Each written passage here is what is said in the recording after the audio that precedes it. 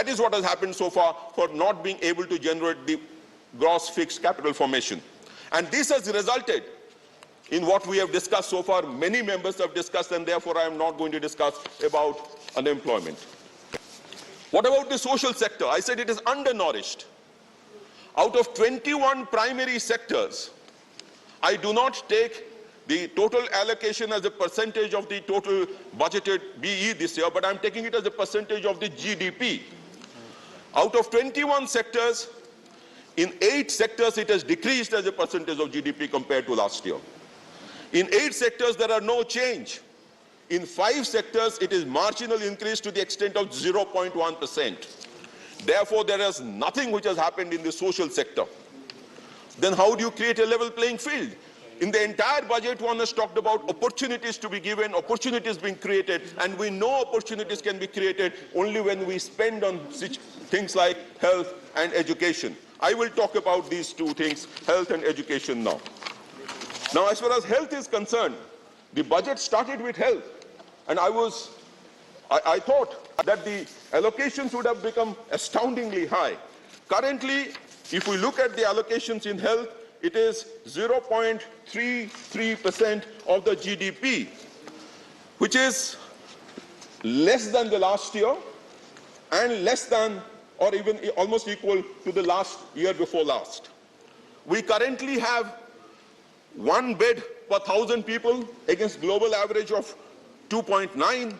We are lower than even the BRIC countries. We have 1 doctor per 1,500 when the requirement is per 1,000. We have 1 nurse for 670 when the requirement is 1 nurse per 300 as per the 15th Finance Commission report.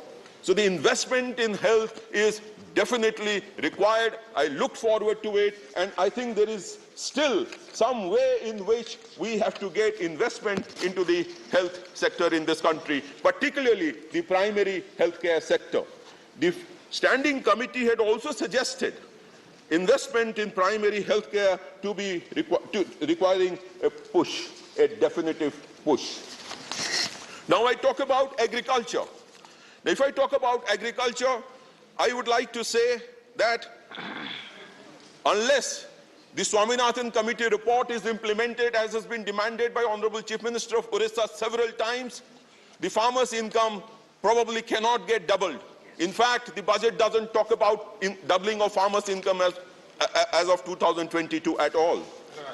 The procurement has decreased from 126 to 120.8 metric ton. Number of farmers who have been benefited has decreased from 19.7 million to 16.3 million. The reduction in the price support schemes, which does the procurement, is to the extent of about 62%. Okay. At a time when we are talking about empowering the farmers, increasing their income, the procurement allocation has come down, and it is a matter of concern.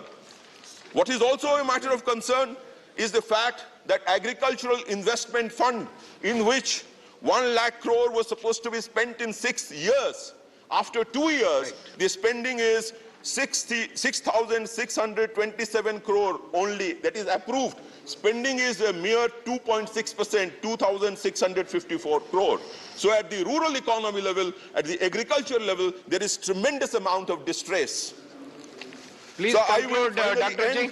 Finally, I will end by talking about... Your last minute. 1 minute, yeah. Finally, I'll talk about federal equity. Now, if we talk about federal equity, the amount of resource allocation to the states, as Honorable Prime Minister said yesterday, it is in the states' development that the development of the country can take place. But what has happened that the percentage of devolution to the state as a percentage of total gross tax revenue has declined from 30.02% to 29.61%. And the quantum of cess, however, which is completely appropriated by the center, has increased from 3.7 lakh crores to 4.45 lakh crores. I can tell you, since I do not have the time, that if you do a calculation of the cess and surcharge which was levied on education and health, one in 2004-05, the other in 2018, and take that allocation out of the current allocation, then you find an abysmal figure as the percentage of investment on education and health, which is a matter of worry. Please conclude, sir. My point of saying all this is that, Madam Finance Minister, that definitely there is growth in the economy, definitely there is a direction on climate change, there is a definite direction on using technology for giving benefits, which is very positive. But the problem is, all is still not well. It is not business as usual. The rural economy may not be under distress, but it is under stress. And therefore, the emphasis on rural economy in terms of NREGS, in terms of investment in agricultural investment fund, in terms of providing housing has to continue. As far as housing is concerned, I must bring to the notice of this House that the Prime Minister, Honorable Prime Minister, said housing for all by 2022. Then why not to 8.5 lakh Udiyas? Let them be Lakhpatis. Let them be Lakhpatis. The figure, the prayer of the government of Orissa is pending for so long. So I would end once again by thanking the Prime Minister for the budget proposals, for giving a direction, and would request her to consider the suggestions given by me. Thank you so much. The next speaker, Shri K.R. Suresh Reddy. Thank you, Chair. So I rise to congratulate the Finance Minister on a fourth consecutive speech. A budget 4 in a row is a new mantra, as they say in cricket. 4 in a row is a new mantra. Hat-trick is over now. Anyone who bowls and takes 4 in a row is a sure match winner. I hope this would happen even here. But when I heard the Honorable Finance Minister's speech for 90 minutes, the only thing confident I could see was her delivering the speech. Today, with great and a heavy heart, I must tell the Finance Minister that her 90-minute speech has left 90 crore Indians out of her budget. I say this for the following reasons, sir. Because this proclaimed progressive budget has alienated a majority of the poor people. I say this because agriculture, which is the backbone of our country, and Kisan, the ever-burden bearer, which constitutes 60% of the workforce agriculture, contributing 18% to GDP, and out of which, in the entire agriculture, 82% of them are small and marginal farmers, having small holdings of 1 to 5 acres. This Azadi Ka Amrit Mahotsav and entering into Amrit Kal without tangible progressive opportunities to farmers is regressive and Rahu Kal for them. Para 28 of the budget speech of the Finance Minister mentions about the rice and wheat procurement. उसमें बड़े जोर से madam ने बताया कि 2,37 लाख करोड़ हमने direct payment किया 163 lakh farmers को। जब ये बात आई तो मैं नोटिस किया सर हाउस में कि तालियां कम बजे उसमें। तालियां सिर्फ मैडम के लेफ्ट साइड से थोड़ा बहुत बचा, मगर ओवरऑल हाउस में वो मूड नहीं था। और उसकी वजह ये मैं समझता हूं कि ये साल 2022 was the year of the promise. The promise was to double the farmers' income. इसका मतलब ये है कि तालियां ज्यादा बजते थे अगर आपके अनाउंसमेंट में इंस्टेड ऑफ 2,37 लाख करोड़ अगर आप बताते कि हमने 4,74 लाख करोड़ हमने किसानों को ट्रांसफर किया, तो बात होती थी कि भाई हमारा इनकम डबल हुआ। मगर आप ये बात को मानने को तैयार नहीं है, डबल करने की इच्छा नहीं दिख रही आपके पॉलिसीज में, तो छोटा मोटा चॉकलेट की तरह कुछ पॉलिसीज बताते रहते हैं आप।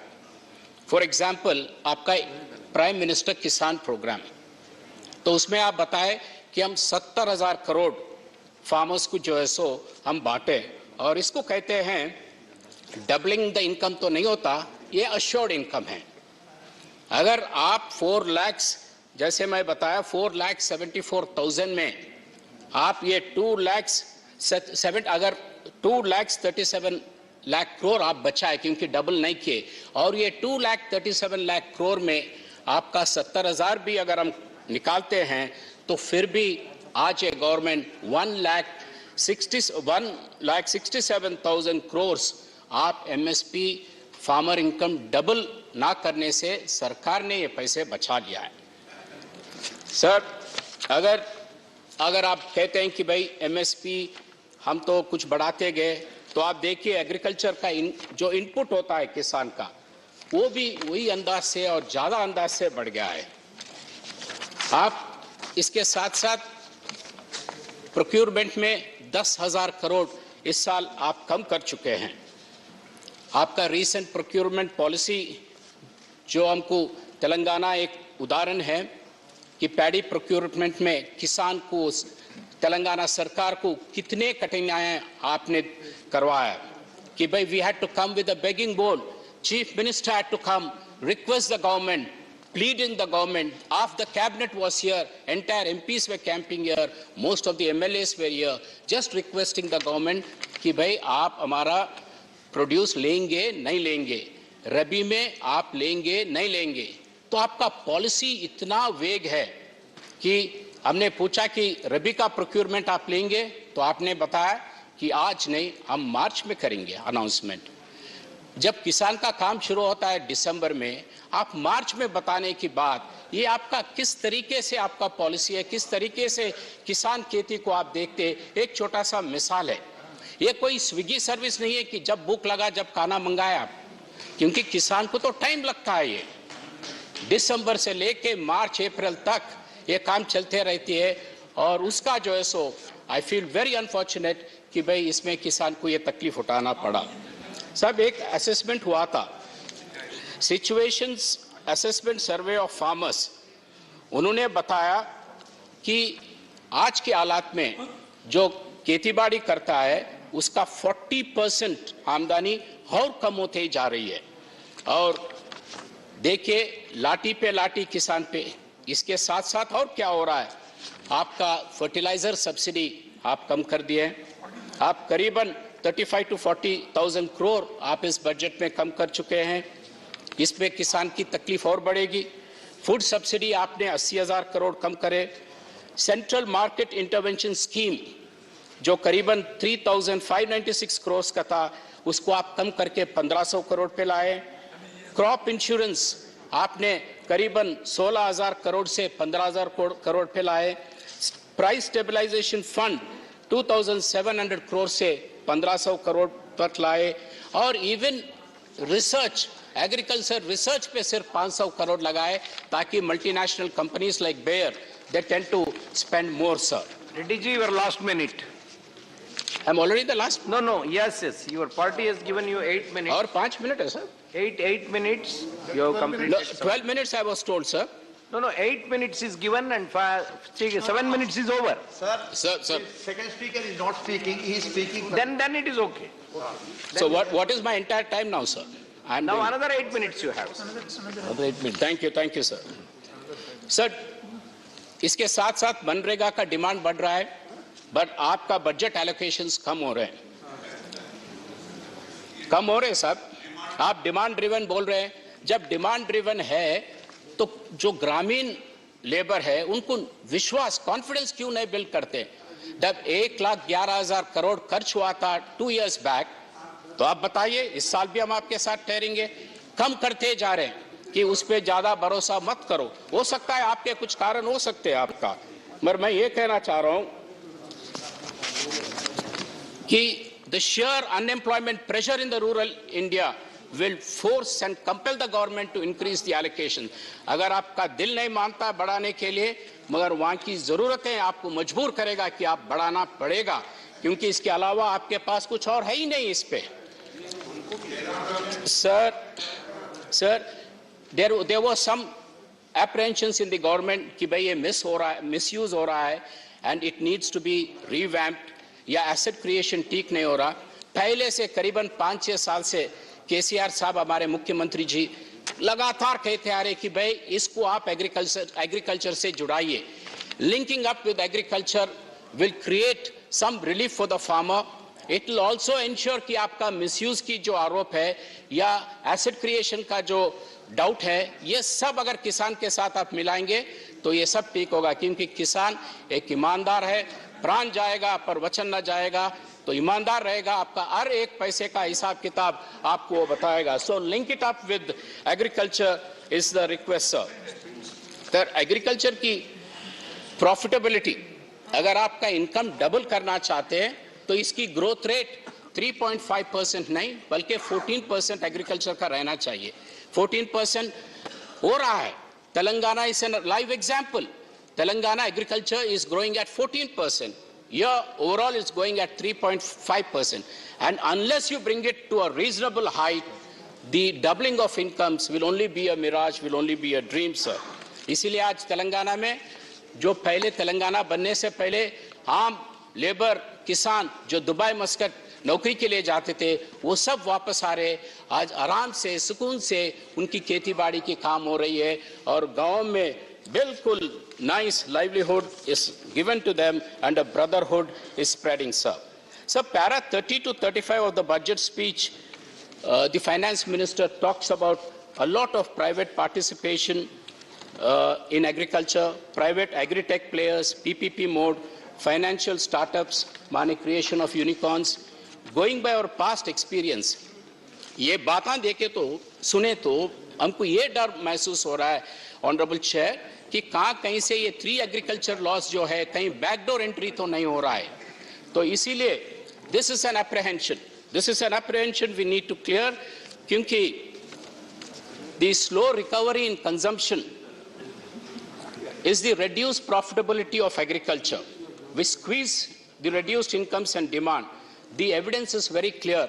आज agriculture का produce का जो percentage rise है वो सिर्फ 5.2 है और other non-agricultures का 11.4% है. और ये मनरेगा का डिमांड बढ़ने का वजह ये है क्योंकि एग्रीकल्चर में मुनाफा नहीं है. एग्रीकल्चर लैंड ओनर भी लैंड लेबरर बन रहा है. This is a small example.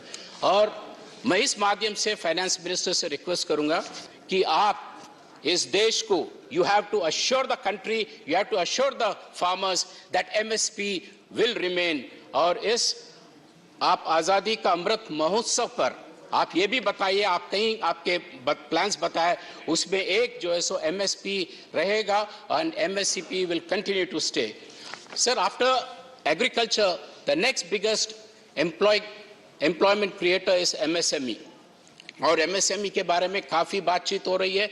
सिर्फ एक दो बात मैं यहाँ दौड़ाना चाहता हूँ कि भाई ये करीबन 6.3 करोड़ एमएसएमईज इस देश में हैं और आप दो इसके ऊपर धक्के पे धक्के गिरे, एक मैन मेड और एक जो है so natural calamity. Man made था आपका डीमोनेटाइजेशन और आपका जीएसटी. आप देखिए एमएसएमई में डीमोनेटाइजेशन और जीएसटी के बाद करीबन 10,000 बिजनेस ओनर्स 2019 में सुसाइड करे और 11,716 suicides were committed in 2020. And the biggest impact of your demonetization as per RBI was on MSME was the demonetization. और आप जो भी remedial steps लिए हैं वो लेट थे और कम थे. अब आप पैंडेमिक के बाद आपने कुछ बताया कि भाई हम इंटरेस्ट लोन विदाउट कोलैटरल देने के वायदा किए, but my request is you have to look at the waiver of interest. जब फैक्ट्रीज बंद थे, एक साल बंद थे, तो उनके ऊपर इंटरेस्ट जो है सो बढ़ते गया, वो आप निकाल दीजिए. और उनके ऊपर फिक्स्ड पावर कॉस्ट था, कारखाना चला या ना चला मगर उनका बिजली का बिल आते गया, वो उसको आप जो है सो ऑब्जर्व करिए. This will be some relief. और एमएसएमई के साथ हॉस्पिटैलिटी सेक्टर में भी आपने ये बताया कि भाई हम कुछ पैसे देंगे. Hospitality sector also contributes a lot to the GDP, so why don't you take it as an infrastructure. The facilities given to infrastructure, long-term learning, etc., should be given to these MSMEs to this hospitality sector, as you've been giving it to the other infrastructure sector. And the other key issue here in Madam Finance Minister's speech was an emphasis on digital, which is very good. Everything digital was a word which came up almost in all the pages. And we appreciate it. Definitely, we change with the times, and you have to. But my agony is, if the same analogy, if the same principle, if the same policy was adopted way back in 2014 or 2015, things would have been much, much better for the country. And a small example for that is the ITIR, the Information Technology Investment Region, which was sanctioned to Hyderabad. You kept it on hold. It was a major, major boost for the country. It was a very creative investment idea where, Chairman, sir, it would have fit into what you call it, your ecosystem, because Hyderabad was also a non-seismic region, less earthquakes. तो उससे अच्छे बड़ा जगह हैदराबाद से जगह बहुत कम है हिंदुस्तान में जहां ऐसे इंडस्ट्री सेट कर सकते हैं, मगर आप कुछ नहीं कर सके. ITIR में काफी आपने लापरवाही की, उसकी वजह से करीबन 53 plus 15, almost 70 to 75 lakh jobs have been lost in the last 5-7 years. So this is something, and of course, not to mention about the revenue and other issues. So when yesterday the Prime Minister, when he mentioned about the bifurcation of AP and Telangana, probably this was something playing in his mind. This is what seems to be coming out, because what was mentioned by the Honorable Prime Minister yesterday, sir, it is something very, very disturbing for the people, because it is through a lot of struggle. One of the biggest struggles ever witnessed in the history of India was the bifurcation of Andhra Pradesh. Under the leadership of our Chief Minister, KCR Garu, we went through 14 years of struggle to eventually get it. Agar House mein Telangana ka bill pass hua, to pass hua, kyunki House is supreme. Nobody can question the authority of the House. Nobody can question the authority of the chair. Not even the Prime Minister can question the authority of this House, sir. But yesterday, he raised it.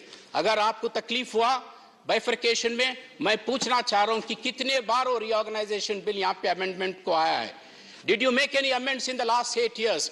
The demands from Telangana, the demands from Andhra are continuously coming up, but still you refuse to refer it.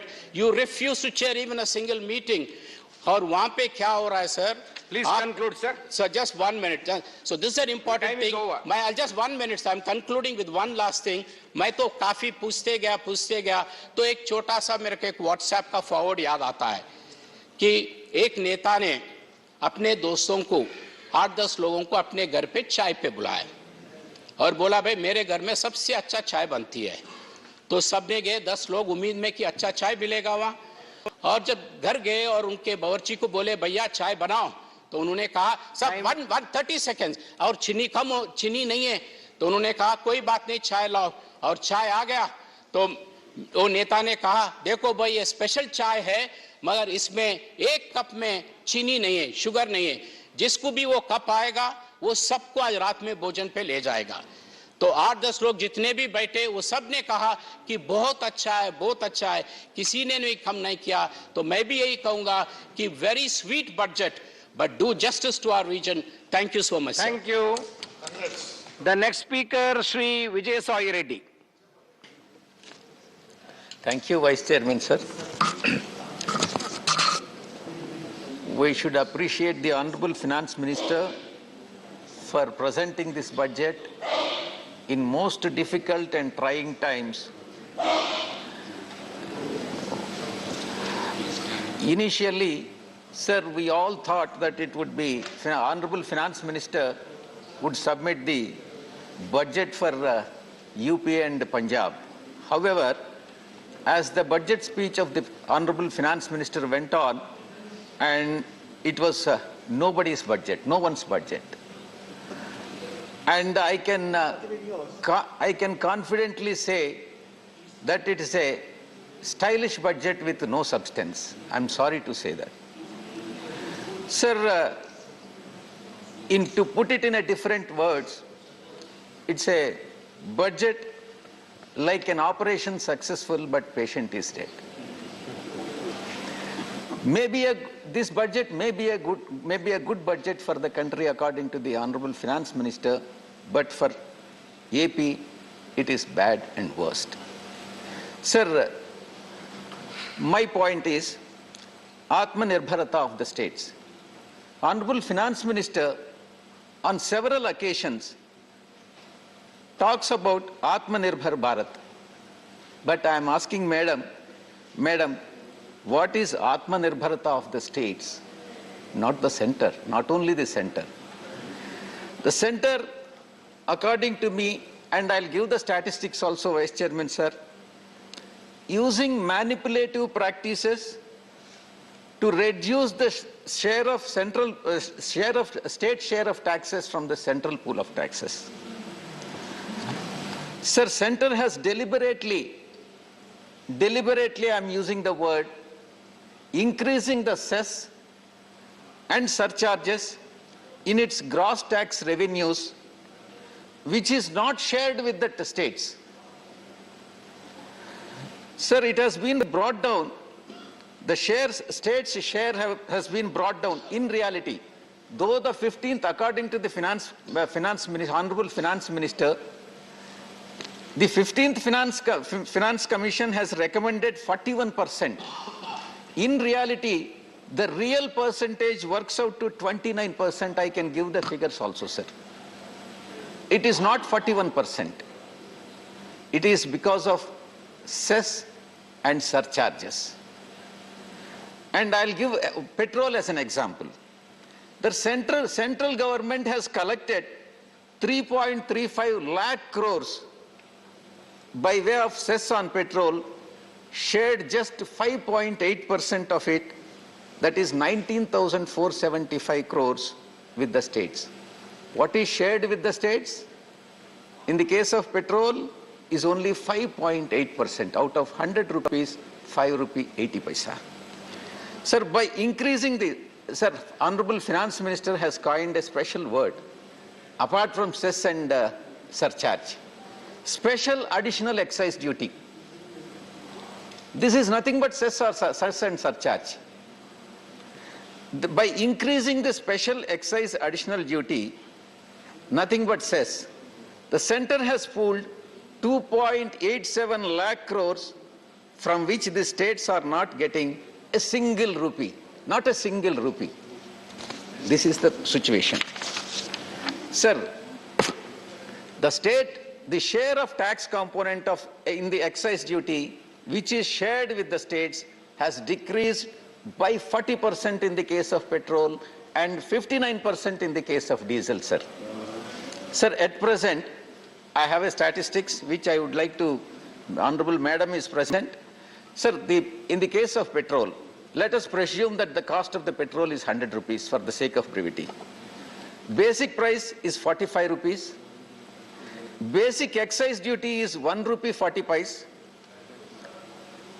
And special additional excise duty is 11 rupees. Out of 11 rupees, nothing goes to the state. Nothing.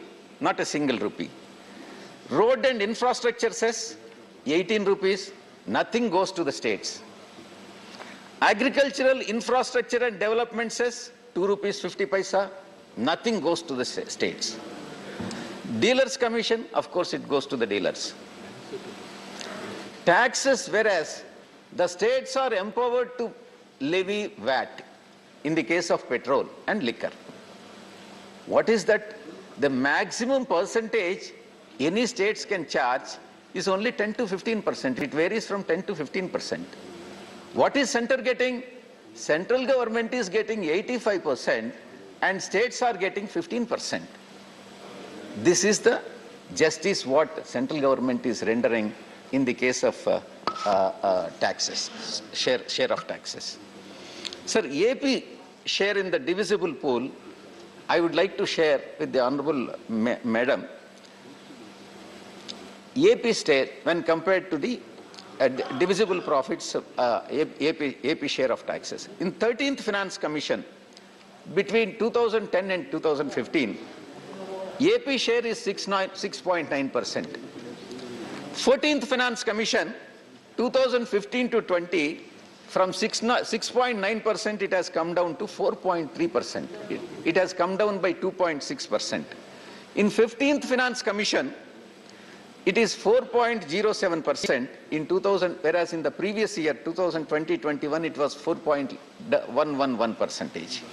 So year after year, Andhra Pradesh is getting, the share of taxes is coming down, and it is nothing but a stepmotherly treatment. Honorable Finance Minister is our daughter-in-law of our state.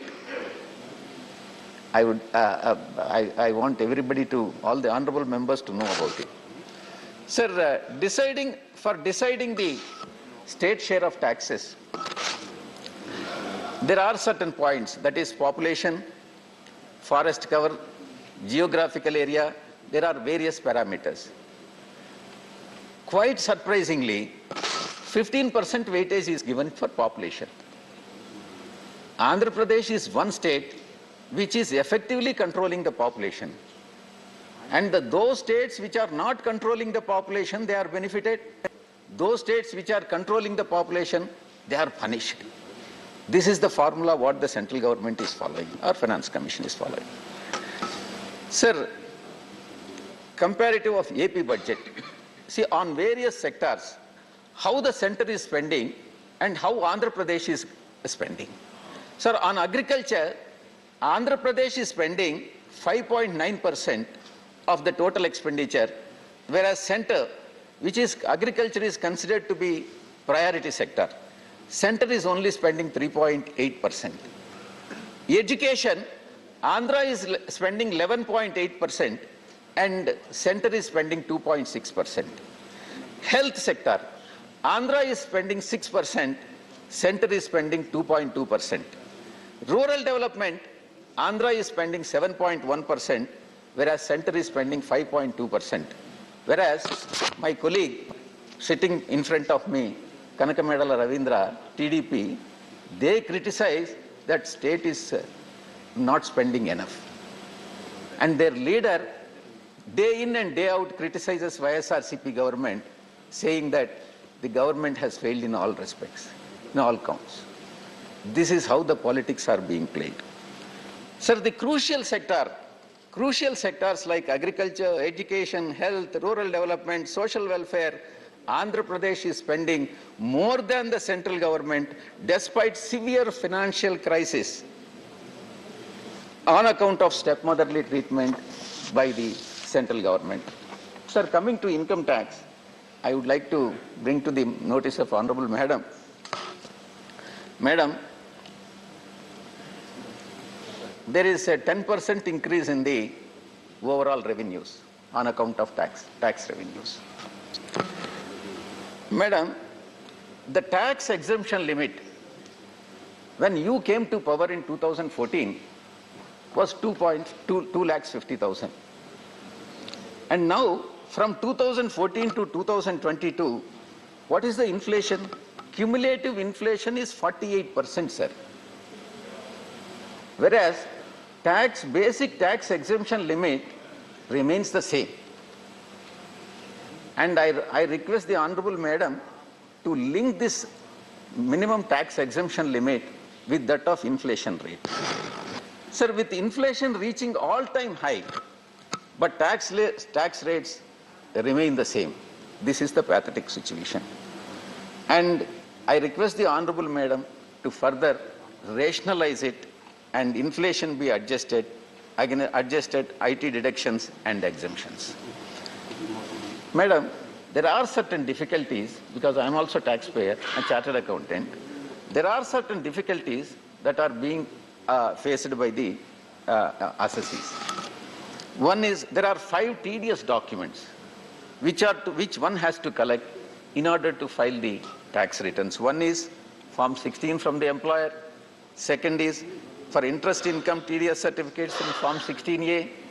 Third is TDS certificates for other income, and Form 26 EAS, and tax saving investment and expenditure proofs. These are all the documents which one has to collect in order to file the tax returns. My suggestion in this regard is consolidate multiple compliances across various forms into single ITR form. And form will make ITR, this suggestion would make the form filing IT friendly. Madam, there are certain, which many assessees would have brought to the notice of Honorable Finance Minister. There are certain glitches in the portal. Lakhs of taxpayers have been complaining of glitches and errors in income tax portal for months now. There are several occasions where Honorable Madam has extended the time limit for filing the tax returns, and these glitches are to be addressed very promptly, sir. Sir, reduced subsidies, which is very, very important. Sir, food subsidy has been reduced. Center claims that nobody, in fact, in the yesterday's meeting also, the center claims that nobody remained hungry during the pandemic. But the allocation of food subsidy is down by 28%. Sir, fertilizer subsidy. Reduction in fertilizer subsidy is definitely anti-farmer. Increase in the fertilizer prices has severely affected the farmers. And the allocation, fertilizer subsidy has, allocation towards the fertilizer subsidy has been reduced by 25%. Then coming to LPG reduction. Subsidy in LPG reduction. Lakhs of poor households rely on LPG subsidy. And center has slashed the allocation by 11%. Sir, certain important aspects regarding the Andhra Pradesh, I'm concluding it, sir. Andhra Pradesh particularly, major infrastructure projects. And in fact, in 2014, AP Reorganization Act has been passed. And 13 or 14. South Coastal Railway Zone, Vizag-Chennai Corridor, Polavaram Irrigation Project. In fact, I have submitted to the, I met Honorable Madam and then made a submission also. Kadapa Steel Plant, Dugarajapatnam Port, and Kakinada Petrochemical Complex. These are all the pending issues which are yet to be addressed by the central government even after considerable lapse of time. Sir, national educational institutions which the central government has granted by virtue of AP Reorganization Act, all are operating from the rental premises. Not a single national institute has got its own premises. Whether it is, be it Indian Institute of Petroleum and Energy and Indian Institute of Management, Indian Institute of Technology, Central Tribal University, all are operating from temporary campuses, and I should thank Jairam Ramesh ji for drafting such a loose act, very loosely drafted act of AP Reorganization Act. He very often, now and then, repeatedly claims that he is the author of the AP Reorganization Act, and I am sorry to say that he has drafted it most loosely, sir, and which BJP is taking advantage of it. Sir, in conclusion, the AP leadership, AP BJP leadership, every day now started criticizing our party and government for no reason. What is center doing for AP? That AP BJP will not raise that issue. Center is doing nothing and giving stepmotherly treatment to AP, Andhra Pradesh, whereas Andhra Pradesh BJP day in and day out criticizes the ISRCP government. And in reality, the biggest critic of the central leadership of BJP and the union budget of AP is AP state BJP leadership itself. Sir, finally, in conclusion, I would like to submit to the Honorable Madam that the government claims the mantra, most chanted mantra of BJP government is Sabka Saath, Sabka Vikas, Sabka Vishwas, Sabka Prayas. Every year, one element is added to the slogan. Initially it is Sabka Saath, Sabka Vikas, then Sabka Vishwas, then Sabka Prayas. Every year one is added. Madam, I'm asking, this budget, Please conclude, sir. I'm concluding. This budget does not ensure Saath to the states, no Saath. This budget does not ensure Vikas to the states.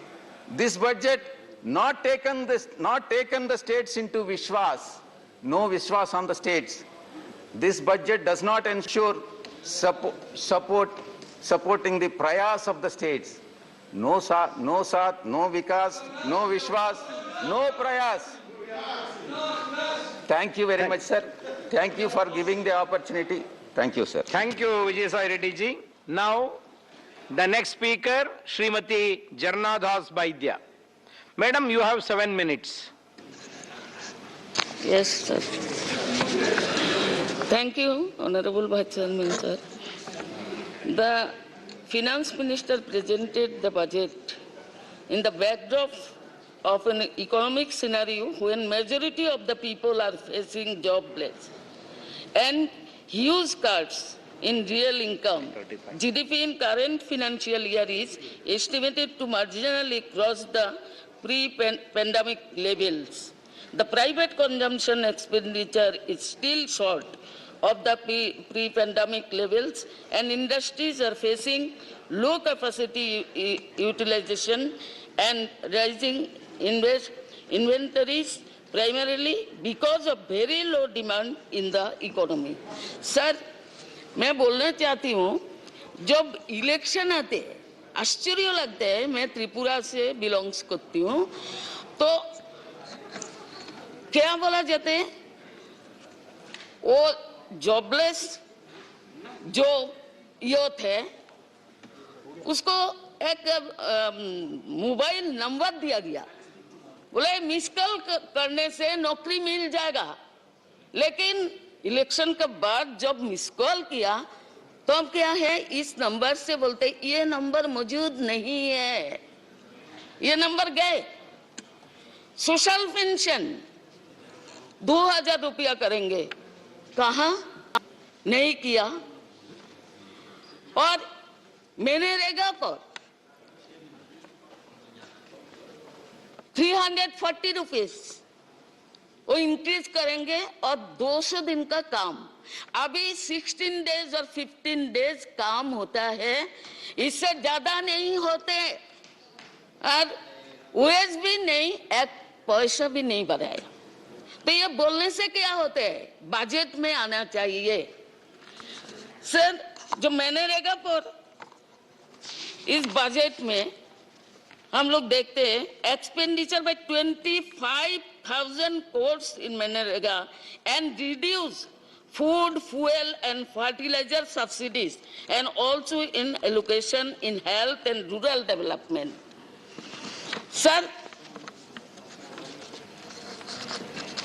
मैं और एक बात कहना चाहती हूँ, जो PM Awas Yojana, वो क्या हो रहा है, सबको घर दे रहा है, ये अच्छा बात है, सबका घर होना चाहिए, लेकिन इस घर में एलोकेशन क्या है, 1,30,000 रुपया। इसमें क्या होता है, ब्रिक फील्ड में कभी गया है, एक ब्रिक का दाम आज कितना है, 14 रुपया। इससे घर कैसे होगा, 1,30,000 में कैसे घर करेंगे? तो ये बजट में हम लोग देख रहे हैं, propose a growth of total expenditure by 1,74,909 crores from the revised estimates of 2021-22, but as percentage of GDP, the total expenditure has come down 17.8% in 2020-21 to 15.3% in 2022-23 budget estimates. तो इसमें हम लोग क्या समझते हैं, बजट में सब कुछ दे रहा है, सब कुछ ग्रोथ होगा, जीडीपी बढ़ेगा, ऐसे ही बोलते हैं। तो इस बजट में the squeegee on expenditure is not merely in the central government expenditure. This transfer are to come down from 6.915 of GDP in revised estimate 2021-22 to 6.5% in 2022-23 only. The agriculture, and farmers. Allocation, all major schemes for farmers have been seen budget cut. The allocation for procurement of FCI and under decentralization procurement scheme has been reduced by about 28% at a time when farmers are struggling for a legally guaranteed MSP. Allocation of farmers for fertilizer subsidy has been reduced by 25% under PM Kishan Yojana. And 12.5 crore farmer households are supposed to be provided rupees 6,000 each, which requires an allocation of rupees 75,000 crore only.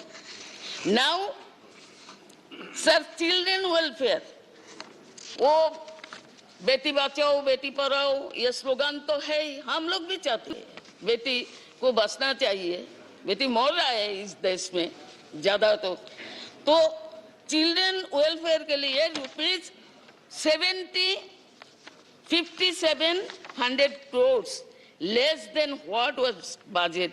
Nothing has been done to help children cope the devastating impact of closure of schools and Anganwadis. Anganwadis worker 20 साल 25 साल से 75 में 1975 में शुरू हुआ. मैं भी CDPO थी, इस नौकरी करती थी इस डिपार्टमेंट में. तो अब से लेकर आज तक आंगनवाड़ी वर्कर का क्या हुआ? 20 साल नौकरी करने के बाद, काम करने के बाद कुछ हुआ? कुछ नहीं हुआ. 200, 100 बढ़ाते हैं. सर, STC वेलफेयर, उसमें भी खामियां हैं. अब देखिए जो मिड डे मील का जो था, raise allocation from rupees 10.234 crores despite of 35% of children not receiving midday meal during the last year. Sir, नारी शक्ति के बारे में हमारा फाइनेंस मिनिस्टर भी वुमेन है, हम लोग बहुत सारी आशाएं है, बहुत कुछ करेंगे. नारी शक्ति upgrading 2 lakh Anganwadis, but allocation is frozen at the revised estimates rupees 20,000 crores only.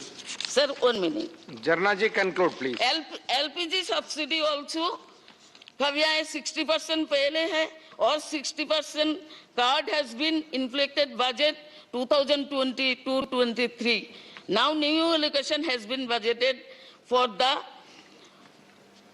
unorganized workers who were registered through e-SARM portals. Sir, therefore, the budget 2022-23 has completely failed in identifying the priorities to provide relief for the common people. It is a betrayal. Thank you. Thank you. Now, the next speaker, Dr. M. Tambidurai. Thank you, Mr. Vice Chairman, sir, giving the opportunity to express my views on the budget. At the outset, I want to say, sir, our ADMK coordinator, O. Pannirselvam, and also Joint Coordinator, Edappadi Palaniswamy, on Wednesday said that union government would generate renewed hope among the people. That is our party stand. There we are supporting this budget. So I rise to register the views of my party, All India Anna DMK party, on the present budget presented by the Honorable Finance Minister. First of all, I appreciate the enormous measures taken by the government of our beloved Prime Minister Narendra Modi ji to protect the economic interests of the country during the fearful pandemic, which has devastated the dreams and aspirations of many of all over the world. In the impact of lockdown and subsequent negative growth in the economy is felt by the countries of the world without exception. Few individuals and enterprises have gained, no doubt, but by and large, almost 90% of all industries and manufacturing units, including agriculture sector, have terribly affected, and we are still not sure when it will get out of this darkness.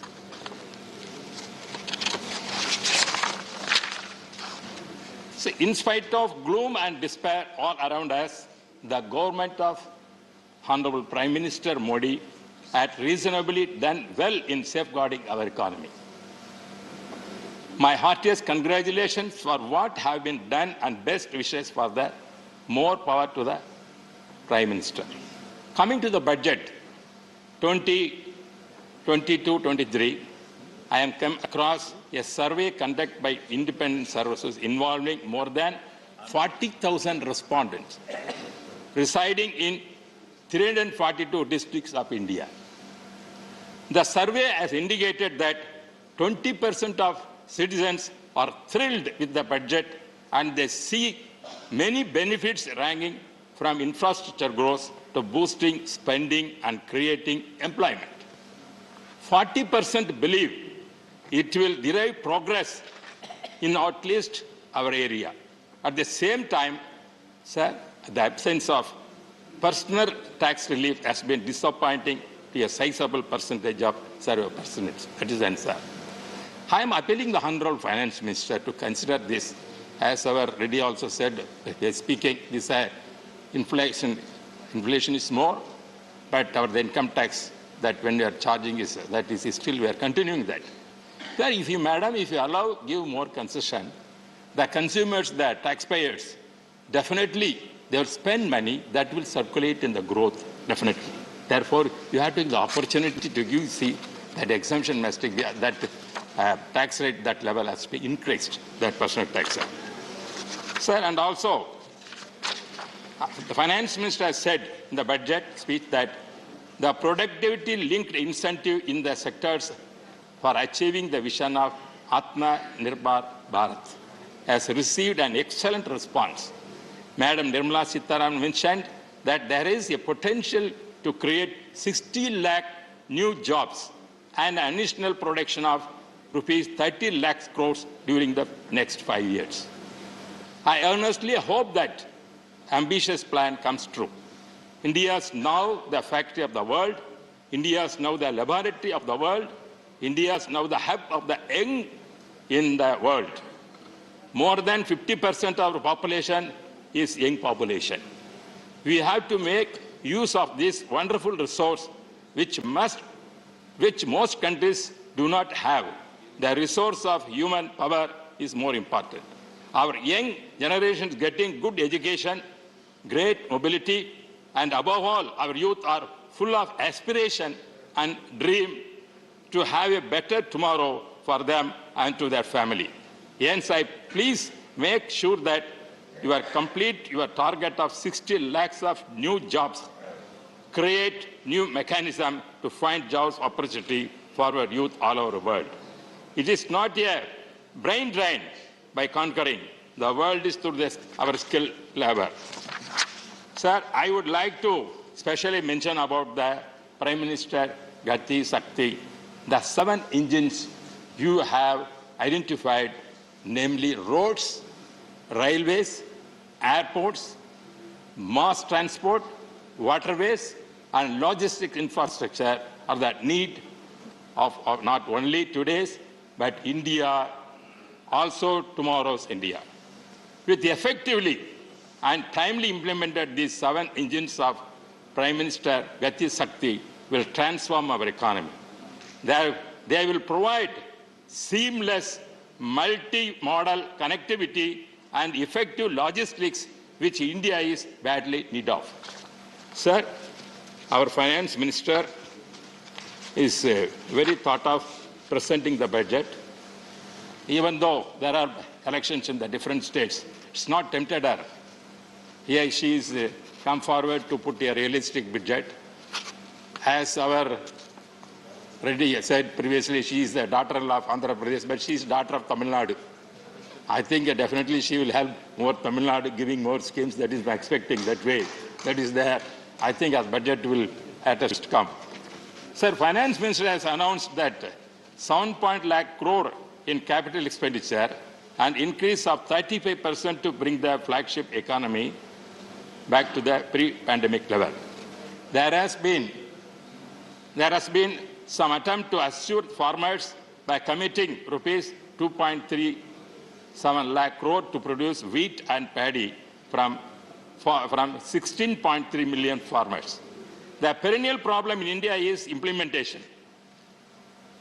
Large sums are allocated and grand schemes are announced, but they do not get spent as budgeted. The government is also outlined a blueprint for Amrit Kal, the next 25 years until the centenary of Indian independence of 2047. This is a laudable goal. Sir, I want to bring certain projects.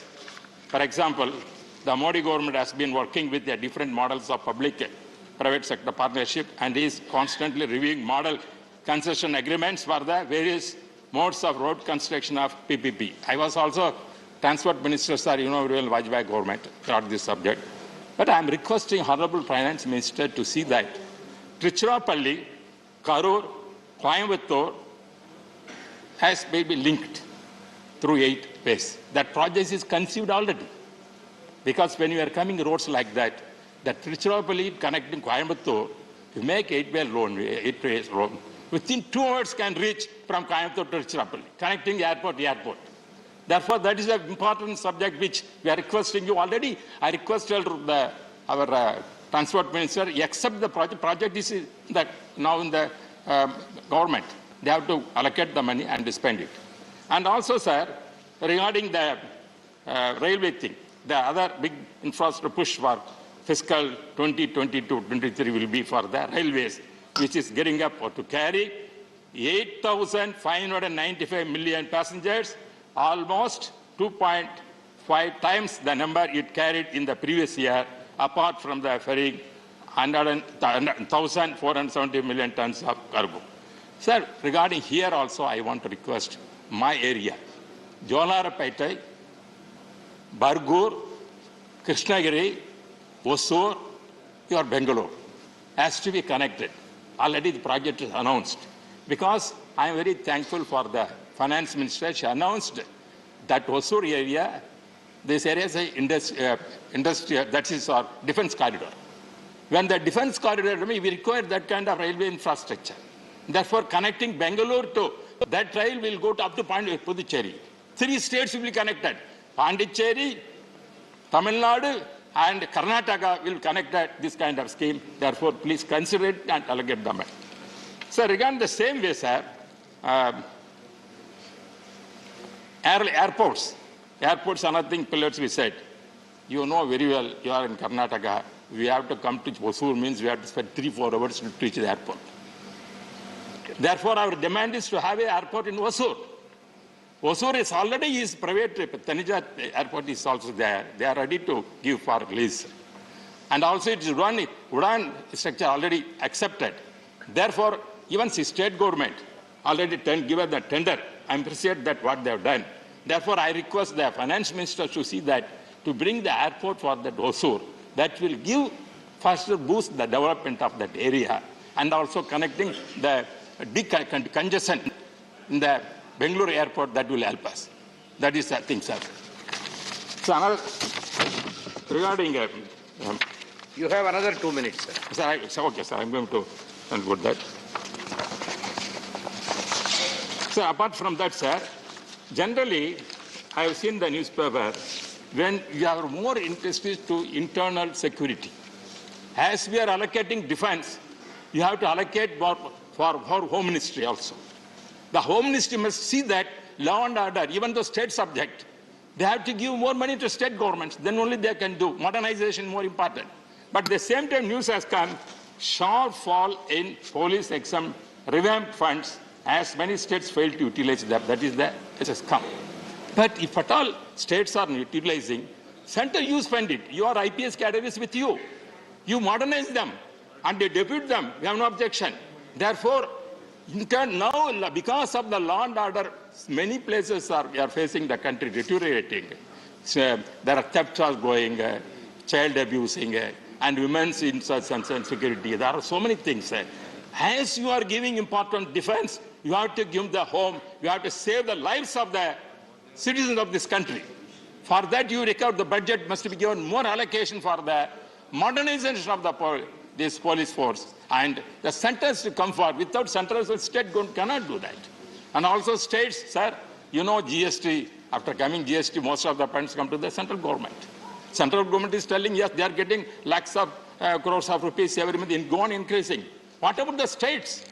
The states are not getting sufficient fund. That is, since your madam is telling, but because after coming GST, I know, our party, ADMK, is opposed to GST. And we have not voted for at that time. It is brought by the Congress. They have only brought, is now we are suffering. That is why the sources of the state governments are going down. Therefore, it has the high time to see that central governments to come forward to give more allocation. And also arrears. The GST arrears, lot of arrears state governments are paying, Tamil Nadu especially is also facing. Therefore, I request the Honourable Finance Minister to see that this can be, I'm going to conclude that. Sir, I like this. Finally, I want to say, our Honourable, I welcome the emergency credit-linked guarantee scheme extended by up to March 2023. The 2 lakh crores additional credit for MSME is very much needed during the pandemic situation. You have promised many more incentives and inputs to agriculture and other essential sectors. I wish you keep your target and time schedule to complete and fulfill your promises. With these words, I wholeheartedly welcome the budgets presented by the Honourable Finance Minister, daughter of Tamil Nadu and daughter of the nation of India, to see that justice been given. And I once again congratulate for Prime Minister Modi ji has given entrusted her to present this budget. I thanks once again. Thank you, Tamidore ji. The next speaker, Shri Sukram Singh Yadav.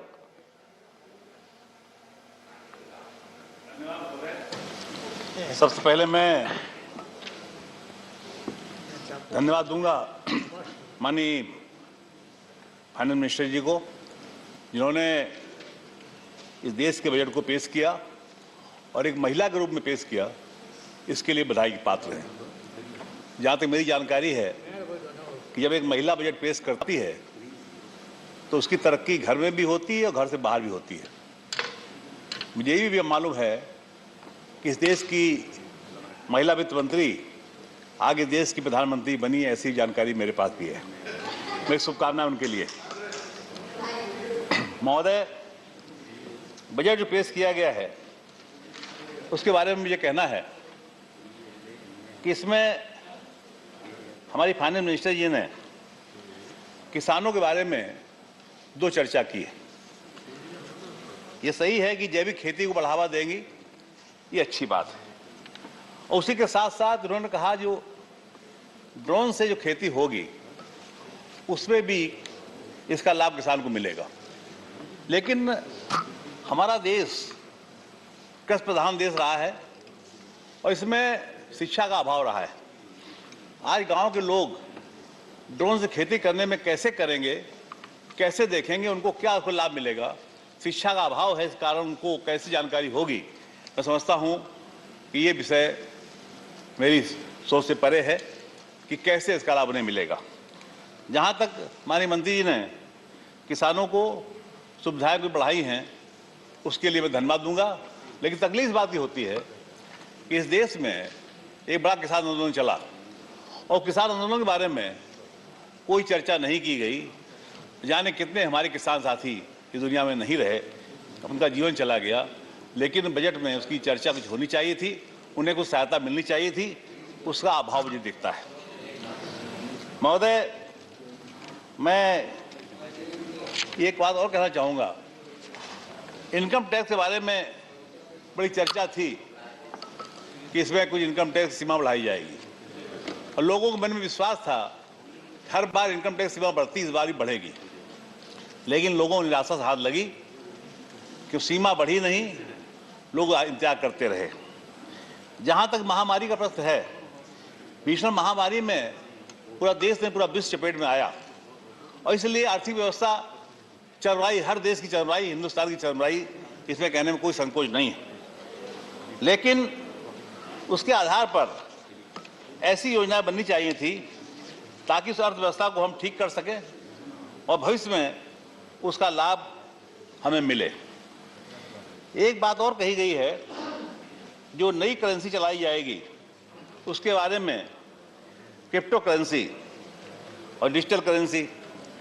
मैं समझता हूँ, मैंने जैसे पहले ही कहा कि हमारे देश के लोग में शिक्षा का अभाव है देश में, इसलिए जब तक हम शिक्षित नहीं कर पाएंगे लोगों को, इन दोनों करेंसियों का लाभ देशवासियों को नहीं मिल पाएगा। जहां तक मैं खेती के बारे में कहना चाहूंगा कि सबसे घाटे का सौदा किसानी है, खेती है। किसान जब खेत में काम करता है तो दिन रात मेहनत करता है, इसके बाद में भीषण ठंड में पानी लगाता है खेत में और भीषण गर्मी में फसल को काटता है, मारता है, तब जाकर कहीं उससे गल्ला निकलता है और गल्ले को बेच करके अपना काम चलाता है। लेकिन अभी तक ऐसी व्यवस्था नहीं कि देश में की गई ताकि किसान को जो उसकी आमदनी है, जो उसका श्रम है, श्रम की कीमत कहीं नहीं लगाई गई। मैं समझता हूं दुर्भाग्य की बात है, हमारे देश में किसान के श्रम को बेकार समझा गया और उसकी कीमत नहीं लगाई जाती। जब तक किसान को उसके श्रम की कीमत नहीं लगाई जाएगी, उसके साथ नाइंसाफी होगी। इसी के साथ साथ मैं कहना चाहूँगा कि छोटे किसानों को लाभ देने की योजनाएं कोई नहीं रखी गई बजट में, वो आनी चाहिए थी। कि बड़े किसानों को लाभ बहुत योजनाएं रख दी गई। मैं समझता हूँ कि बजट में इसका ध्यान रखा जाना चाहिए था। जहाँ तक प्रश्न इस बात का है कि हमारे देश में हमारी अर्थव्यवस्था कैसे रास्ते पर आएगी, पहले भी फाइनेंस मिनिस्टर बहुत से लोग आए, उन्होंने इसके सुझाव अच्छे दिए। मैं समझता हूँ कि हमारी फाइनेंस मिनिस्टर इस बारे में सोचेंगी और अर्थव्यवस्था को पटरी में कैसे लाया जाए इस पर विचार करेगी। अब मैं अपने क्षेत्र के बारे में कुछ बातें कहना चाहूँगा। मैं कानपुर से आता हूँ, उत्तर प्रदेश में कानपुर है, और कानपुर में मैं समझता हूँ औद्योगिक क्षेत्र है कानपुर, लेकिन अब धीरे धीरे मैं समझ रहा हूँ कि उद्योग धंधे बंद होते चले जा रहे हैं, कुछ कोरोना के कारण और कुछ महंगाई के कारण। जो हमारा कानपुर चमड़े के और कपड़े के उद्योग में प्रमुख माना जाता था, आज कपड़े वाला काम पूरा बंद हो चुका है। चमड़े वाली चर्चा अभी है कानपुर की, लेकिन उसमें भी जो बढ़ावा होना चाहिए था वो बढ़ावा नहीं दिया गया, इस कारण वो भी कार्य पिछड़ रहा है। दूसरी बातें मैं कहूँगा कि जो चिकित्सा का मामला है कानपुर का, चिकित्सा में ऐसे अस्पताल तो बहुत है, टीबी का अस्पताल है, हृदय रोग है, कैंसर का अस्पताल है, लेकिन कोई ऐसा अस्पताल नहीं है जो जैसा सारे सुविधाएं हो उसमें पीजीआई जैसा अस्पताल कानपुर में नहीं है। जबकि कानपुर आबादी के लिहाज से प्रदेश का बड़ा शहर है और मजदूर कानपुर में बहुत रहते हैं। उन सब के हिसाब से कानपुर में पीजीआई एमईआर जैसा कोई अस्पताल सुपर स्पेशलिटी का बनाया जाए ताकि कानपुर के लोगों को उसका लाभ मिल सके। ये बात मैं आपसे कहना चाहूँगा बजट के माध्यम से। और इसी के साथ साथ जो कानपुर देहात है, जो कानपुर नगर का ही अंग है, अब कानपुर देहात हो गया। कानपुर देहात में मैंने देखा कि मेरे सामने ही कानपुर देहात बनाया गया, लेकिन आज 32 साल हो गए कानपुर देहात बने हुए, ना नाम तय हो पाया उसका। नाम कई बार बना फिर बदला गया, आज उसका कानपुर देहात के नाम से लोग जानते हैं। और उसमें सबसे दिक्कत इस बात की है कि कानपुर देहात में उसका मुख्यालय नहीं था। माननीय मुलायम सिंह जी जब मुख्यमंत्री थे, उन्होंने आज से 32 साल पहले मुख्यालय बनाया माती में, लेकिन मुख्यालय तो बन गया, लेकिन जो सुविधाएं वहां होनी चाहिए एक जिले की, वो सुविधाएं आज भी वहां प्राप्त नहीं है। मैं समझता हूं वहां पर सबसे बड़ी सुविधा रेलवे स्टेशन की नहीं है। रेलवे स्टेशन के नाम पर लालपुर है रेलवे स्टेशन, पुखराया है और रूरा है, लेकिन आज भी कोई भी ऐसा तीनों स्टेशनों में ऐसा स्टेशन नहीं है जिसको कानपुर देहात के मुख्यालय का रेलवे स्टेशन माना जाए। मेरी मांग है, चाहे रूरा हो चाहे लालपुर हो चाहे पोखराया हो, तीनों में से कोई ऐसा स्टेशन हो जिसकी घोषणा होनी चाहिए कि मुख्यालय का रेलवे स्टेशन ये है। ये पहली बात मेरी है। दूसरी बात मैं कहना चाहूंगा कि इसमें हमारे कानपुर में जिस प्रकार से एक टोल टैक्स पड़ता है 12 में, और 12 का टोल टैक्स जहां पे टोल टैक्स लिया जाता है वो 12 और कानपुर नगर और देहात की सीमा में पड़ता है। ज्यादातर लोग कानपुर नगर में जो रहते हैं वो रोजगार के संबंध में, नौकरी के संबंध में कानपुर देहात आते हैं। उनको आने जाने में जो समय लगता है उसी रास्ते में जो टोल टैक्स पड़ता है उससे प्रतिदिन उन्हें 150 रुपया देना पड़ता है। जब कानपुर नगर और कानपुर देहात दोनों की सीमाएं जुड़ी हुई है और उसी जिले से जोड़ तोड़ कर कानपुर देहात बनाया गया है, इसके बावजूद भी उन्हें पैसा देना पड़ता है। इससे ग्रामीणों में बहुत रोष है। मेरी मांग है कि टोल टैक्स जहां लगा हुआ है, यहां पहले लगा हुआ था टोल टैक्स जहां वसूली होती थी, उसका सारे चेंज कर दिया जाएगा तो इसका लाभ कानपुर देहात और कानपुर नगर दोनों को मिलेगा। और कानपुर नगर से लोग आएंगे भी, उन्हें टोल टैक्स नहीं देना पड़ेगा। कानपुर देहात सीमा के बाहर लगा दीजिए, कोई दिक्कत नहीं, लेकिन ऐसी जगह टोल टैक्स लगा रखा है, टोल ले लो वसूली का केंद्र लगा रखा है, जिससे गांव के लोगों को जो आने जाने में है उनको असुविधा होती है। ये मैं आपसे इस माध्यम से बजट की भाषण में मैं आपसे मांग करता हूं, ये व्यवस्था भी आज कर देंगे तो लोगों को लाभ मिलेगा। इसी के साथ साथ मेडिकल कॉलेज की स्थापना इस सरकार ने की, ये अच्छा काम किया। हम लोग पहले ही मांग करते थे मेडिकल कॉलेज बनना चाहिए, लेकिन चिकित्सा का जो अभाव कानपुर नगर में जिस प्रकार से है उस पर कानपुर देहात में भी है। मैं चाहूंगा कि नगर और देहात दोनों सीमाएं जुड़ी हुई है, इसलिए ऐसा अस्पताल बनवा दीजिए कानपुर में ताकि दोनों जिलों को उसका लाभ मिले। और जनप्रतिनिधि होने के नाते हम सबकी जिम्मेदारी है कि ऐसा काम हो जाएगा, सबका सम्मान बढ़ जाएगा, आपका सम्मान ही बढ़ेगा। और मैं एक बार फिर आपको बजट आपने पेश किया है उसके लिए आपका आभार व्यक्त करता हूं। बहुत बहुत धन्यवाद। जय Hind. Thank you, Sukram Singh ji. The next speaker, Shri A.D. Singh. Singh ji, you have 5 minutes. I may exceed 1 or 2 minutes that you can cut from him. If he is cutting, I have no problem. If your party is giving, no problem. ये सबसे बड़ी बात यह है कि RSS स्वदेशी मंच ने भी कहा है कि कितना अनएम्प्लॉयमेंट बढ़ गया है। ये 2019 के फिगर में 3 करोड़ था और करीब 15 मिलियन हर साल और उसमें जुड़ा जा रहा है। और अभी तक तो हम लोग कांग्रेस के टाइम में पंचवर्षीय योजना की बात करते थे, बट मुझे लगता है कि वित्त मंत्री और प्रधानमंत्री finally is happy with the Nehruvian model that we should go back to planning. So instead of 5 years, they are saying 25 years. That is one. And secondly, the huge amount of tariffs that used to be there in the 50s and 60s, same they want it this time here also. The budget, I don't want, most of my colleagues have already spoken about health and rural development and everything else. So I don't think I'll take the time of the to speak on those, except that the capex which has gone in the infrastructure, I don't think they will be able to spend it. Maybe they have allotted that much to clear backlogs, for example, for NHI or something. Now I'll come straight to Atmanirbhar Bharat. Government is, whether it is our Honorable Prime Minister or the ruling party members of talking of Atmanirbhar Bharat के लिए लोग का केवल lip service है। अब आपको इस विषय में बताता हूँ। Doing business in India is governed on the aggregate by as many as 1536 law, which on the aggregate requires 69,233 compliances. The laws are both central and state laws. These are 678 central laws that require 25,537 compliances, 858 state laws that require 43,696 compliances. These are okay with the big corporates, but for the medium industry and the small industry, वो काम क्या करेगा? Many of these laws and compliances, prison sentences are there. In fact, imprisonment clauses run into hundreds as follows: 244 central laws and 25,537 compliances have imprisonment clauses. 599 state laws and 20,895 have imprisonment clauses. I will request the Honorable FM and the Corporate Affairs Minister to set up an independent group to simply calculate the cost, both direct and indirect, in terms of time spent, for example, of the required compliances in respect of various group of industries. अगर ये इस तरह का compliance में ही हमारा time बीतेगा, तो हम business क्या कर पाएंगे? और जब हमने टैरिफ कम किया है, हमारा एक्सपोर्ट बढ़ा है. This is also the time of economic diplomacy.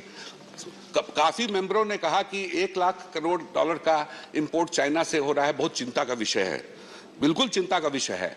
मगर अगर फर्ज कर ले कि आज हम 1 लाख करोड़ को 30 लाख करोड़ का बायलैटरल ट्रेड कर दें, कि 15 लाख करोड़ हमारे यहां से जा रहा है, 15 लाख करोड़ का उनके आ रहा है, तो 1 मिनट में उनकी पॉलिसी पाकिस्तान विज़ चेंज हो जाएगी.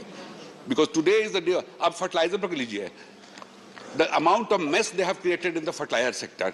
ईरान से हमारे यहाँ 50% यूरिया आता था जब यूरिया का प्राइसेस $300 के आसपास था. इन्होंने यूएस के डर से ईरान से लाना बंद कर दिया, यूरिया प्राइस $1000 हो गया. तो हम डरते क्यों हैं? We are very clear that we respect UN sanctions, not US sanctions. Today the same thing is happening in potash. The Americans are saying that we will put sanctions on the Russians and the Belarusians. We are quiet. Nobody is interested. तो और आप ये देखिए, जब 30 साल तक तो हम एम्बेसडर और क्रिएट 30,000 बनाते रहे. जब वो सेक्टर खुला तो इनफैक्ट उस समय पीलू मोदी जी ने बोला भी था कि हमारे पास 2 कार ऐसे हैं जिनका हॉर्न छोड़ के हर चीज बचता है. तो जब वो सेक्टर खुला तो today we are exporting 4 lakh cars, and if we add commercial vehicles like scooters and everything, it is almost 30 lakhs. So हर भारतीय बिजनेसमैन बिल्कुल सक्षम है. जब तक इन कंप्लायंसेस को आप लोग नहीं हटाइएगा, हम लोग उसी में रह जाएंगे. अब दूसरा डिपार्टमेंट का ले लीजिए, एनफोर्समेंट डायरेक्टरेट. इनकम टैक्स में अगर आप पर इंक्वायरी हुआ तो 1-2 साल में उसको एज पर लॉ ठीक कर देना है, फाइन लेना है या जो भी करना है. एनफोर्समेंट डायरेक्टर आपके यहाँ आ गया तो आप समझ लीजिए कि 20 से 25 साल तो इंक्वायरी में बिताएंगे वो. उसके बाद 10-15 साल वो केस लड़िए. तो बेसिकली अगर आप 40 साल के हैं तो 80 साल तक है. और जिस दिन आपके घर आएंगे पूरे समाज में आपका बेइज्जती हो जाएगा. In my personal case there is a inquiry going from 2010, and when my friends asked what is happening to that, I said till I die I'll be under inquiry or either in the court. तो सारे businessman को तो आप बंद कर रहे हैं. पिछले 5-6 साल में मैंने 600-700 करोड़ टैक्स दिए होंगे, मगर मैं चोर हूं बहुत बड़ा. तो या तो इंक्वायरी कर, हमने तो जो प्रेजेंट ईडी चीफ है इनके पहले जो थे उनको जाके हाथ जोड़ के बोला था मैंने कि मुझे चार्जशीट कर दीजिए, मुझे भेज दीजिए, मैं कोर्ट में लड़ लूंगा. तो अगर हम चाहते हैं कि आत्मनिर्भर बने तो सबसे पहले कंप्लायंसेस हटाइए. और ये compliances is okay for the big corporates, they have too much of staff. But जो मीडियम इंडस्ट्री या वो कर रहा है उसके लिए कीजिए. तो आप इतना कानून बनाइएगा तो कुछ हो पाएगा क्या? कुछ नहीं हो पाएगा. करते रहिए आप लोग, लिप सर्विस करते रहिए. आज इतना अनएम्प्लॉयमेंट क्यों हो गया है?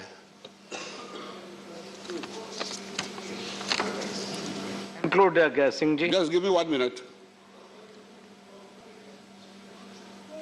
I wish to make it that we are not going to become Atmanirbhar by erecting barriers around us, but opening up. In the 1990s, it was famously said that each time we reduced import tariffs, our export went off. We as businessmen are not scared of or shy away from competing with China or any other country. We will take them on. Just liberate us from the excesses and excesses of domestic laws that divert our time and attention and resource from the business of doing business. Thank you very much, sir. Thank you, Mr. Reddy Singh ji. Now, the next speaker is Dr. Narendra Jadhav. No, you can sit and speak, no problem. Thank you. Thank you, Vice Chairman, sir. I rise to strongly, or I sit to strongly support the budget 2022-23.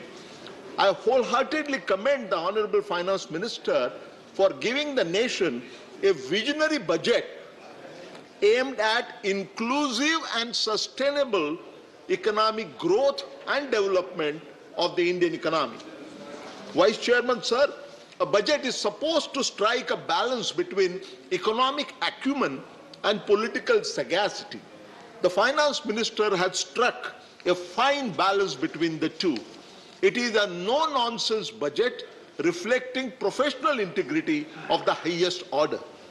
Every budget is always meant to be a contextual one. There are two overriding or dominant considerations that seem to have weighed on the Honorable Finance Minister's mind. First, the Indian economy has staged an exceptionally smart recovery, posting 9.2% real GDP growth, rising from the depth of the unprecedented corona pandemic. And the second, financial year 2023, that is the next year, it marks the beginning of the Amrut Kal, when our nation will be transiting from India at 75 to India at 100. Both of these considerations, sir, call for laying a solid foundation for India at 100. And in my view, this is precisely what the Honorable Finance Minister has achieved in this budget. I call this budget a visionary budget because it effectively translates into action the great vision given by Honorable Prime Minister while addressing the nation on 15th August 2021. Sir, before I go into the heart of the budget, please allow me to point out some bloopers and blunders that were committed by some of our esteemed colleagues while speaking in this August House yesterday. First, I'll take on Shri Jawahar Sarkar. Shri Sarkar emphatically argued that the proposed expenditure on education as the ratio of GDP in the budget is only 1% of GDP. This is completely wrong. Even in 1951, we had a greater amount of expenditure, public expenditure on education. Actually, sir, the proposed expenditure on education is around 4% of GDP, not 1% of GDP. I would urge my learned friend to get his facts straight and not mislead this August House. Secondly, I would like to take on Sri P. Chidambaram. According to Mr. Chidambaram, Finance Minister says that the nominal GDP is expected to grow at the rate of 11.1% in the next year. Economic survey, again Mr. Chidambaram quotes, that the real GDP growth in the next year, that is financial year 2022-23, is expected to be 8%. He then questioned the Finance Minister and he said, does it mean that the inflation in India in the financial year 22-23 is going to be only 3.1%? That 3.1% comes from the difference between 11.1% nominal GDP growth minus the real GDP growth of 8%. According to Sri Chidambaram, only one of the two numbers are right. One of the number has to be wrong. Either the nominal GDP growth number is wrong or the real GDP growth number is wrong. Not really, Chidambaram sir. The difference between nominal GDP growth rate and the real GDP growth rate is not CPI inflation. It is not WPI inflation. The difference between the two is actually the widest measure of inflation called GDP deflator. And the inflation based on GDP deflator, which is embedded in this budget of 3.1%, is perfectly feasible. Why? Because the average inflation rate based on GDP deflator, and I have worked out for the last 5 years, 5 years ending the pre-COVID year of 2019-20, it turns out that the average inflation rate based on GDP deflator in our country is 3.15%, which is not very different from 3.1%, which has been incorporated in the present budget. I am really surprised. In fact, appalled that a person who has been a finance minister for a long time can make such an elementary mistake. Chairman, sir, to my mind, the most important thing about this budget is that priority has been given to economic growth over fiscal consolidation. For financial year 21-22, that is the current financial year, Honorable FM had budgeted lowering the fiscal deficit as a ratio of GDP from 9.2% to 6.8%. And the Honorable Finance Minister has nearly succeeded in hitting that target, achieving that target, posting a revised fiscal deficit of 6.9% instead of 6.8%. This is excellent fiscal marksmanship. And for the year 22-23, sir, the Honorable FM has placed a budget estimate at only moderately lower level of 6.4% of GDP. Some members questioned this and said that this number is also very large, and when last time we had fiscal deficit of such large magnitude, we had an unprecedented crisis of 1991. These critics forget that during the 1991 crisis, it is true that fiscal deficit was very large, but at that time, our foreign exchange reserves were only $1 billion. Sir, today, our foreign exchange reserves are 630 billion US dollars. The situation is not comparable at all.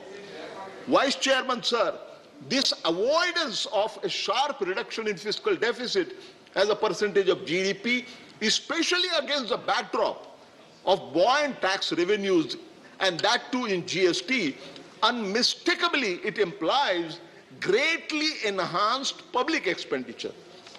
The best thing about this budget, sir, is exceptionally large increase in capital expenditure to the tune of as much as 7.5 lakh crore. And of this enhanced capital expenditure, again it is noteworthy that as much as 43.3% is being devoted to building world-class infrastructure of roads, railways, and so on. The strategy underlying this budget is very clear. Sharply increase public investment would entice greater private investment. It would create more jobs, more income. In turn, that would create larger consumption demand. And to meet that demand, there would be more production, and therefore there would be more jobs. This virtuous circle will lay down the foundation of a sustained economic growth as the India transit at India 75 makes a transition to India at 100. A question is being asked, sir, in some responsible quarters, why has the finance minister refrained from giving a big push to consumption, say through cut in direct taxes or through consumption vouchers? It is argued that increasing purchasing power in the hands of people would raise the consumption demand, it would mean greater production, and it would promote economic growth. Please conclude, sir. Yes, one more minute, sir. The Honorable Finance Minister does not seem to have accepted this logic. To my mind, sir, there are at least two reasons at this point of time to prefer investment-led growth to consumption-led growth. The two reasons being, the first is the number of social safety measures which were taken during the second wave of corona pandemic has been very large. Recall the 5 mini budgets to mitigate the devastating impact of the pandemic, some of which in fact are continued in this budget. More importantly, while both virtuous cycles,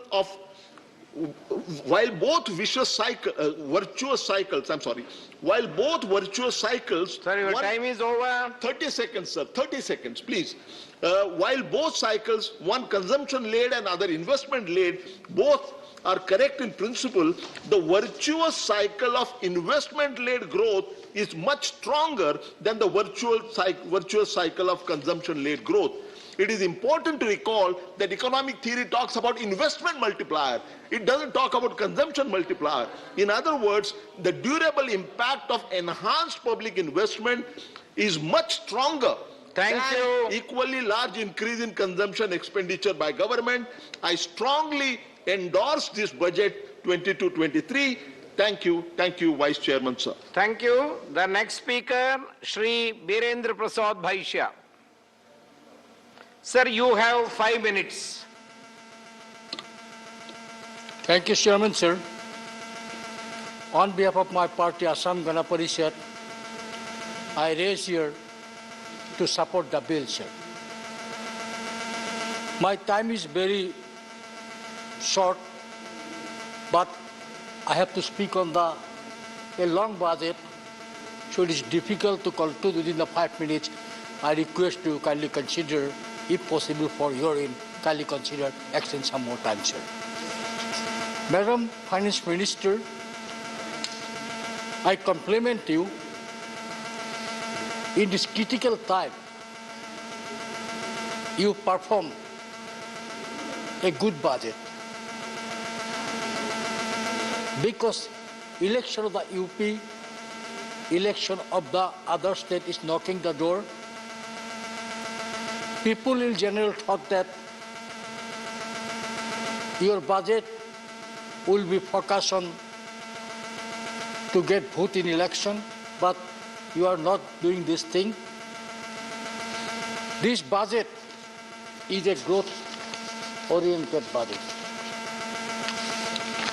In your speech, Madam Finance Minister has said, we expect in coming year, our economic growth is going up to 9.2%. In this critical time, it will be very good growth, and definitely with this growth, now we can compare other development country in the growth area also. Sir, Prime Minister took lots of initiatives for the infrastructural development, socio-economic development of our country, sir. PM Gati Shakti is transferable approach for the economic growth and sustainable development. The approach is driven by the 7 engines, namely roads, railways, airport, ports, mass transportation, waterways, etc. In infrastructure, this budget has given lots of opportunities. Near about 25,000 crore is going to spend in the coming year for the expansion of the national highway, about 25,000 kilometers. This is a welcome move, sir. For railway also, you have taken lots of initiatives, sir. Sir, from budget we have seen, government has decided to expand the capital expenditure more than 30%, sir. When capital expenditure is going to increase, sir, definitely new railway project, new ports, new infrastructure project is coming up, sir. It will create, sir, job opportunity to our country, sir. Madam Finance Minister, in her budget, she said government has estimated to employ near about 60 lakhs people in this financial year. This is a welcome move, sir, because unemployment is a great issue for all of us, sir. We are everybody concerned about this issue, sir. Definitely, sir. I'm sure, sir, this approach will be helpful to curb the unemployment in our country, sir. We salute to our farmers, sir. During this period, this World COVID time, our agricultural products increased by 30%, sir. And during this work period, sir, our horticulture production also increased by 33%, sir. And government lots of initiative to helping the farmer also, sir. Government is going to spend 270 lakhs crore rupees for the direct payment for minimum supporting price given to the farmers, sir. With this price, the government is in 2021-22, the estimated procurement for paddy and kharif in 2021-22 will be covered 1,208 lakhs metric tons, wheat and paddy from 163 lakhs from 160 lakhs farmers, sir. So it will be definitely helpful, sir. Sir, always from our budget, we are allocated lion's share to the defense sector, sir. And sir, developing country like USA, like France. Please conclude, sir. Sir, give me 2 minutes, sir. They take our money, sir. We have already imported our equipment from the foreign countries, sir. For the first time in her budget, Madam has said 60% of the defense equipment produced by the country itself. This is a very welcoming, and in this regard, Madam has given priority in the research and development with combination with the DRDA, the research and development. This strategic will be helpful for us to produce our own product in defense sector, sir. Sir, one more. Now, tea industry of the country, sir. Tea industry of the country, Please tea industry have a great role in our economy, sir. We earn huge foreign exchange for the tea industry, sir. And tea industry of the country today facing lots of problems, sir. In this year, sir, tea production in country is declining, sir. Not only that, sir, in international level, we are facing lots of problems with the tea, Kenya, tea from other countries, Sri Lanka, sir. Madam Finance Minister, looking after this region, could you help us? Could you allot some money for development or survival of the tea industry of our country? Shri Binay Vishwam. For in the interest of tea industry, Madam will consider this. Thank you, please. Thank you very much, sir. Shri Binay Vishwam. Thank you, sir. Sir, it was in 1998 that the book appeared before the world by George Soros. He came from the same creed of the ruling class. The book was titled The Crisis of Global Capitalism. It was the beginning of a right-wing intellectual, himself is a big investor, wrote about the crisis. That crisis is increasing today. This budget of the finance minister was a very poor attempt to hide that crisis and to claim that the government has made something great. I feel very sorry for her. Sir, she may be the daughter of Tamil Nadu or daughter-in-law of Karnataka, but I believe personally she is a very lady, she is a lady with integrity. That I respect her. But her budget, I should say, is a failure budget. Sir, everyone of us know, in this budget, the poor are forgotten.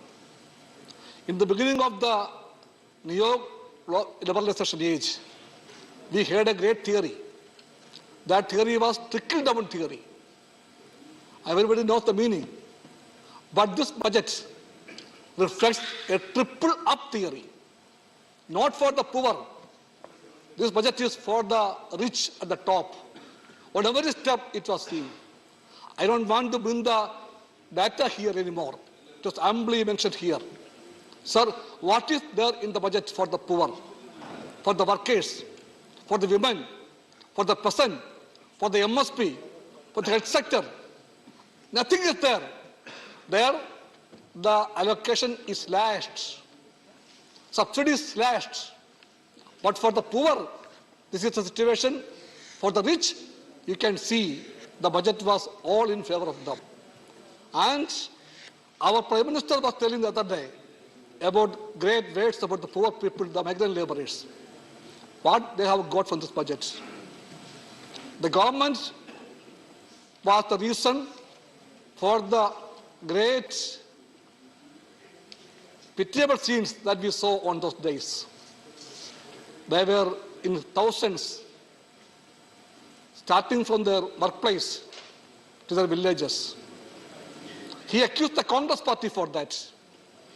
But sir, was it the Congress party who did the lockdown with the notice of 4 hours? Sir, was it the Congress party who did talk about the Lakshman Rekha? Sir, my party has a lot of criticism against the Congress party, no doubt. Congress was the party that began this disastrous policy of the economy. We know it. But the Prime Minister and his party, the BJP, they do it in a much harsh manner, disastrous manner. That's what we see. Always this government talk about Vivekananda. So let me quote from Vivekananda. There can be no dogmas and preachings for a hungry man. No amount of preaching about goats can satisfy his hunger. He needs to be fed with bread. That bread was denied for him by the BJP government, by lockdown. That was the reason for that tragedy of this. So how can this government forget those seen in the rail tracks of Aurangabad? The people were hit by a train and killed. We remember that. And this budget forgotten them completely. Completely forgotten them. Sir, once I heard the Prime Minister talking loud about the wealth creators. He said that the government will support the wealth creators. And who are the wealth creators for the government? It was mentioned here. For this government, wealth creators are Adani, Ambani and Tata Birla type of people. He mentioned about Tata Birla on the left also. That once upon a time we shouted Tata Birla government. Yes, we shout today. This is a Adani, Ambani government, a Tata Birla government, a government which surrendered the Air India to Tatas with a paltry costs. This is the government of the exploiters. We have no doubt about that. And that government should not forget certain facts. Sir, the real wealth creators, who are they? The peasants. They created the wealth. They are feeding us, the workers, the beggar laborers. All those wealth creators are forgotten and all the exploiters are taken care of. Sir, I don't want to go back again to the figures. Ample of them are with me, but you have rung the bell. Sir, the ecosystem was the word she was using always. Ecosystem. The ecosystem of the economy is shattered by the carbon emission from this government. So the ecosystem cannot be saved with this level of emission of carbon from the financial policy of this government. It has to be protected. That is the need of the hour. I think my party believes that BJP cannot do it. It's a party which preaches a lot for the poor, but that's a party which acts only for the rich. And that rich will not save this country. They are only concerned about their profits and that alone. Sir, the words of Pope Francis is very important today for the whole world. I respect him. The world respects him. Our Prime Minister invited him to India also. We all wait for him to come to India. Pope Francis once told, the marketplace by itself cannot resolve every problem. Madam Finance Minister, please remember it. However, much we are asked to believe this dogma of neoliberal faith. Whatever the challenge, this impoverished and repetitive school of thought always offers the same recipes of neoliberalism. Mr. Bishop, please conclude. Sir, please. Neoliberalism simply reproduces itself by resorting to the magic theories of spillover or trickle without using the name as the only solution to social problems. trickle-down theory is... Okay, I am calling the next speaker. Now, one last part. Sir, let me quote from Karl Marx also, one sentence, one part, very important. Because Thank you. Sir, Marx is the... Thank you. The next speaker is Kapil Sibal. Kapil Sibal. Marx is the... Sir, please. Marx is the philosopher of tomorrow and today. Yes, please, yes. I just want to make sure I heard it right. Did Honorable Member Vinay Vishwam first quote Pope Francis and immediately after that is quoting Marx? I just want to be sure. Sir, if you give me 2 minutes, I can explain properly, effectively, and she will be convinced. You will have another opportunity later, but now you conclude because I have called Yes, sir, next member I have called already. Which is a very pertinent question, I have to respond to it, sir, please. Nothing will go on record now. I have already called the next speaker. Sir, please. Mr. Kapil Sibal. Sir, please, a bit more democrat, please. A bit more democrat, please. 1 minute. 1 minute. Madam, why I quoted Marx after Pope Francis? No, you need not reply to her. You need not reply to her, you conclude. Half a minute. The bourgeoisie has stripped off its hollow every occupation hitherto honored and looked up to with reverent awe. It has converted the physician, the lawyer, the priest, the poet, the man of science into its paid wage laborers. I would add, it has the governments also. Not Kapil Sibal's speech will go on record now. Please. अध्यक्ष मैं आपका और अपनी party का आभारी हूँ कि आज इस बजट पे जो चर्चा हो रही है मुझे उस पे बोलने का मौका मिला। मैडम, आपके पीछे का madam,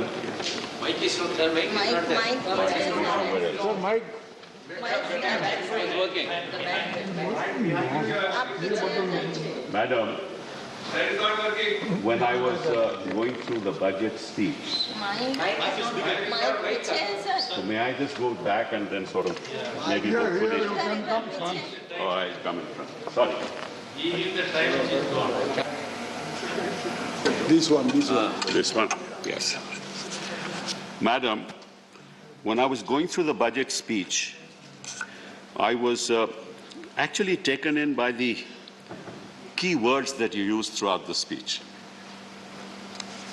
Digital, green, climate, Atmanirbhar, made in India, capital expenditure, ease of doing business, tax revenues, GST collection, futuristic economy driven by technology, clean fuel, smart cities. But there were certain words which are missing. What were those? Unemployment, poverty, food security, informal sector, migrants, daily wages, health for all, welfare, social protection, women, youth. Now I ask myself, who is this budget for? Is it for that 1 or 2% of the people at the top who buy all the airports and all the ports? Or is it for, and what's the responsibility of any government and the finance minister? The responsibility is to take care of the people at the bottom of the pyramid. वित्त मंत्री जी, जब आप किसी परिंदे को उड़ते देखते हैं तो वो आसमान पे नहीं देखता। कभी देखा आपने कि परिंदा आसमान की तरफ देख रहा है? और जो पशु, जो जानवर जो नीचे जमीन पे हैं, कभी उनको देखा है कि वो आसमान की तरफ देख रहे हैं? कभी नहीं देखा ना? क्यों? क्योंकि असलियत जमीन पे होता है। आप लोग आसमान की तरफ देखते हो, फेंकते हो, सपने फेंकते हो, सपने दिखाते हो, जमीन को देखिए, हिंदुस्तान की जनता के हालात को देखिए। जो एक महिला वो ये सोचती होगी कि मेरा कल क्या होने वाला है, उसके बारे में तो आपने सोचा ही नहीं। हम बात करते हैं, शुरुआत करते हैं अनएम्प्लॉयमेंट की। मैं ज्यादा आंकड़ों में नहीं जाऊंगा, because you can juggle data, but you cannot juggle facts. तो थोड़ा मैं अनएम्प्लॉयमेंट के बारे में आपको कुछ बताता हूं। पहली बात तो ये है कि आप अगर यूथ अनएम्प्लॉयमेंट की बात करें, so World Bank data 2019 says that India had a level of unemployment of 23% amongst the youth. 23%. China unemployment rate in neighboring countries 2020, data by the Center for Economic Data and Analysis based on ILO database, China had an unemployment of 5%, Bangladesh 5.3%, Pakistan 4.65%, Sri Lanka 4.84%, and India 7.11%. This is where we are. This is your shining India, whatever. Now, you have said that I have increased the capital expenditure by 2 lakh crore. That's what you say, to 7.5 lakh crores. तो जो 2 लाख करोड़ है, that is for the purposes of building infrastructure. But आपने कभी देखा कि जो unemployment है वो कहाँ है? आज के दिन unemployment कहाँ है? मैं आपको बताता हूँ, शायद आप भूल गए होंगे. Industry wise job losses आपको बताता हूँ. Manufacturing 9.8 million loss of jobs. Hotel and tourism 5 million. Education 4 million. Overall services sector 1.8 million. Fall in central government employment 3.32 million. In 2012-13 it's now 3.31 million. Employment in railways 1.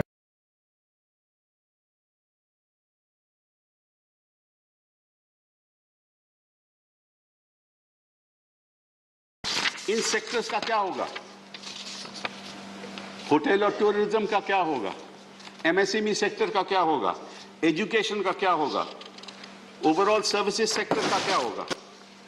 तो when you have to deal with unemployment, you have to do it sector wise. You have to give them relief sector wise. जो आपके सड़कों में जो लोग labour आती है वो मोस्टली अनस्किल्ड रहती है. अच्छी बात है कि आपने 2 लाख करोड़ दिया है, उसमें से 1 लाख करोड़ तो आपने लोन दिया है स्टेट्स को, केवल लोन, वो भी 50 साल इंटरेस्ट फ्री लोन. इसका मतलब क्या होगा कि वो पहले तो आप तय करेंगे कि स्टेट को जाएगा, वो ये भी मालूम है कि किन किन स्टेटों को मिलेगा. फिर कई स्टेट चाहेंगे ही नहीं कि आपसे लोन ले, क्योंकि वो टाइड अप रहेगा, क्योंकि अगर वो कोई भी प्रोजेक्ट डालेंगे तो आपकी अनुमति चाहिए. तो ऐसे बजट नहीं बनने चाहते. कल मेरे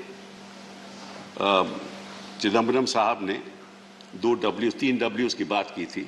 अभी हम वेल्थ की बात करते हैं, because I believe that this particular budget has no vision, no real long-term plan. And let me explain something to you, and through you, hopefully the people of India are listening. Anywhere in the world, wealth is created in universities. Wealth is never created by industry. Industry uses the ideas and the innovations that come through young people in the universities and then turn them into goods and services. So if you give benefits to industry, it's not going to create wealth. It is going to create wealth for those individuals, but the real wealth for the nation will be created in the university system. And let me tell you that, and you'd be really shocked. And the other real wealth created will be on the basis of research and development. What kind of investment do you make in research and development? I'll give you some very interesting figures. That's why countries like America are wealthy, and that's why countries like India are where we are. The R&D percentage of GDP, and I'll not go into that, The US spends, mark the figure, $606 billion every year on R&D. What is our expenditure? And this is on PPP terms. Our expenditure is 47 billion. How is this country going to progress? China spends $514 billion on R&D. Countries like Japan spend 172, and they've got much smaller populations, $172 billion. Germany, $131 billion. France, $63 billion. Now, unless you put money in R&D, how will you create wealth? Unless you give your students the freedom, not the kind of freedom that we have seen in JNU, but the freedom to think, to converse, to have the freedom to decide on what to do, to bring about new ideas. If you go to any university in the United States, most of the universities are funded by the government. And in fact, there are businesses who have built campuses in the university system through their investment, aided by government. Now, if you don't give freedom in education, if you don't do investments in research, you're not going to create wealth in this country. And you've seen it in your 2019 budget. Look at the kind of benefits you gave to industry. Reducing the tax to 25%, then to 15%. The total tax now for new industry is 17% if you set up a new industry. No, they are not going to create wealth for the country. They may create some jobs. So I think that this nation should realize that unless we invest in the university system, for the ideas, for the IP to be created. What happens in the university system? The IP is created, and then business comes and does prototypes, and after prototypes, they actually see whether it's a viable commercial proposition. उसके बाद फिर वो बनती हैं, industry में जाता है और वस्तुएं बनती हैं और सर्विसेज होती हैं. अगर उसमें आप ध्यान ही नहीं दोगे, तो आप कौन से वेल्थ की बात कर रहे हो? तो ये एक बहुत बड़ी भारी समस्या है. और फिर दूसरी बात कि हिंदुस्तान को मैं समझता हूं जैसे हमारे घरों में परिवार है, हिंदुस्तान भी एक परिवार है. और जो माँ होती है वो क्या सोचती है? हमेशा सबसे जो कमजोर बच्चा होता है ना, हमेशा उसके बारे में सोचती है. और अगर कोई कमी रह गई हो, क्योंकि जो अपने आप में ठीक ठाक है, आत्मनिर्भर है बच्चा, उसको तो आप छोड़ देते हैं कि आप आत्मनिर्भर रहो. हम उन लोगों की मदद करेंगे जो आत्मनिर्भर नहीं हैं. इस बजट में आपने देखा कोई मदद दी उनको आपने? ये बड़े दुख की बात है. और आप बात कर रहे हो अमृतकाल. अमृतकाल, मैं तो 2014 से अब तक राहु काल देख रहा हूं. कौन से अमृतकाल की बात कर रहे हो आप? अब देखिए ना, ये कौन सा आप अमृतकाल की बात कर रहे हो? ये तो राहु, देखिए ना. और फिर असलियत क्या है? आप फिर यहां पे मैंने कल प्रधानमंत्री को मैं बड़ा अचंभा रहा कि उन्होंने टुकड़े टुकड़े लोगों की बात की. टुकड़े टुकड़े गैंग. अरे भैया, मुझे ये बताओ, जो सभ्यता के टुकड़े टुकड़े करता है, जो इतिहास के टुकड़े टुकड़े करता है, जो संविधान के टुकड़े टुकड़े करता है, जो भाईचारा के टुकड़े टुकड़े करता है, वो टुकड़े टुकड़े गैंग का लीडर है.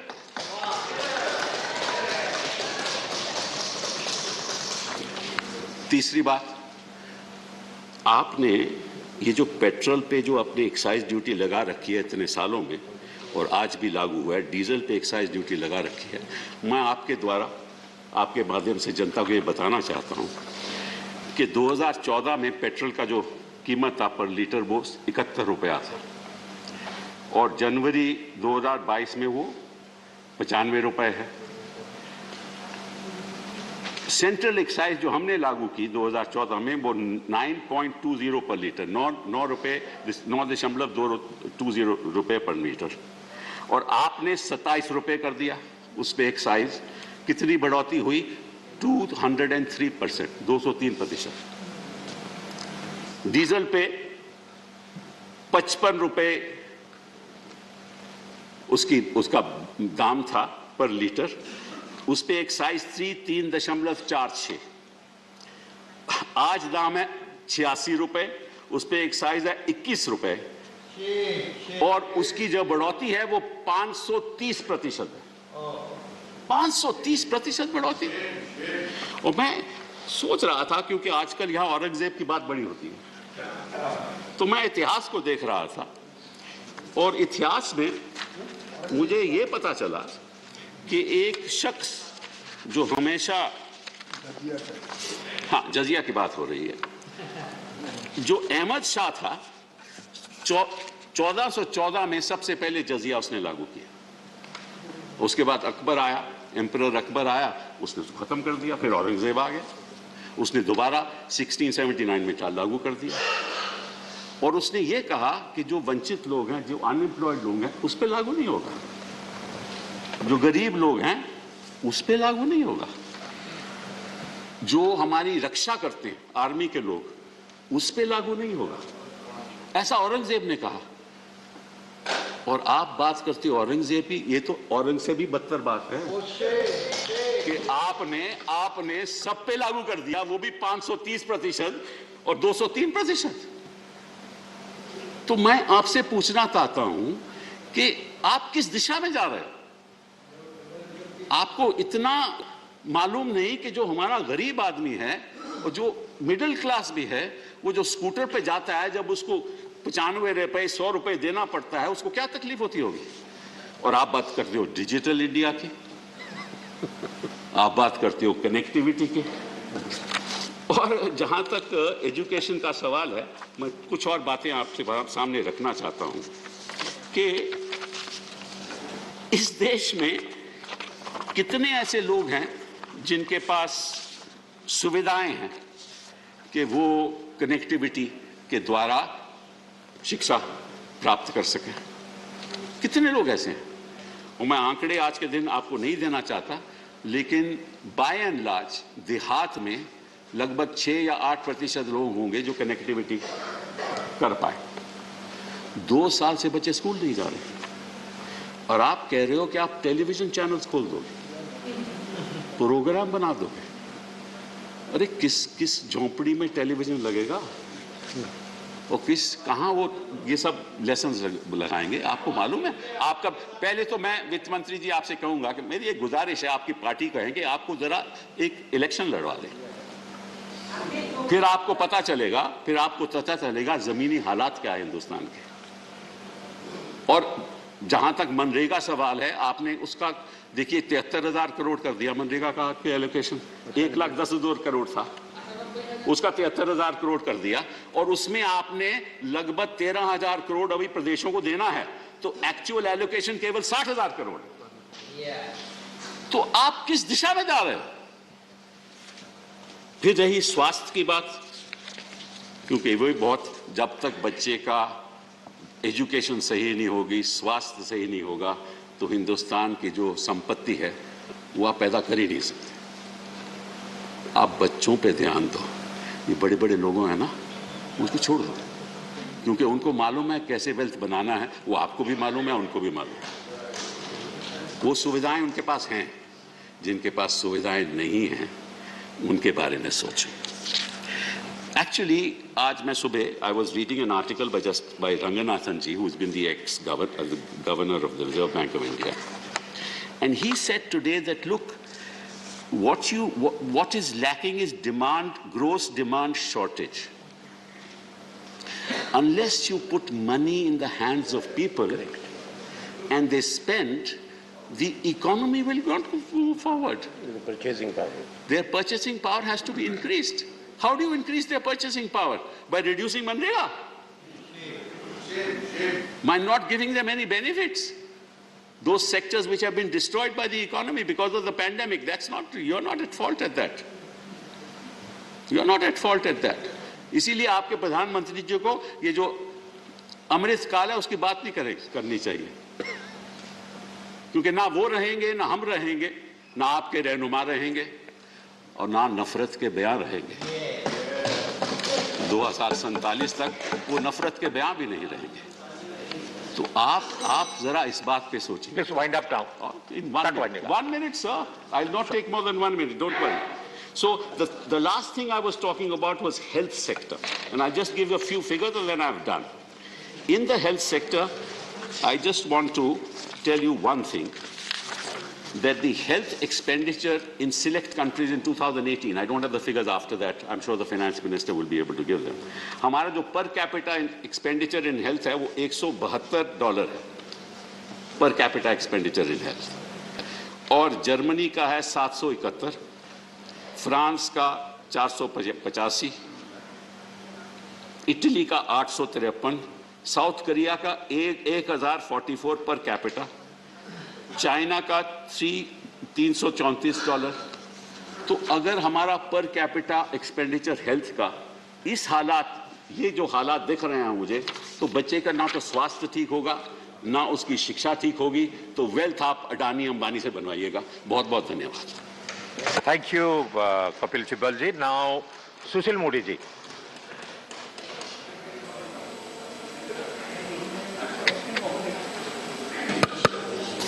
माननीय उपसभापति महोदय, Shrimati Nirmala Sitharaman ji has passed from JNU.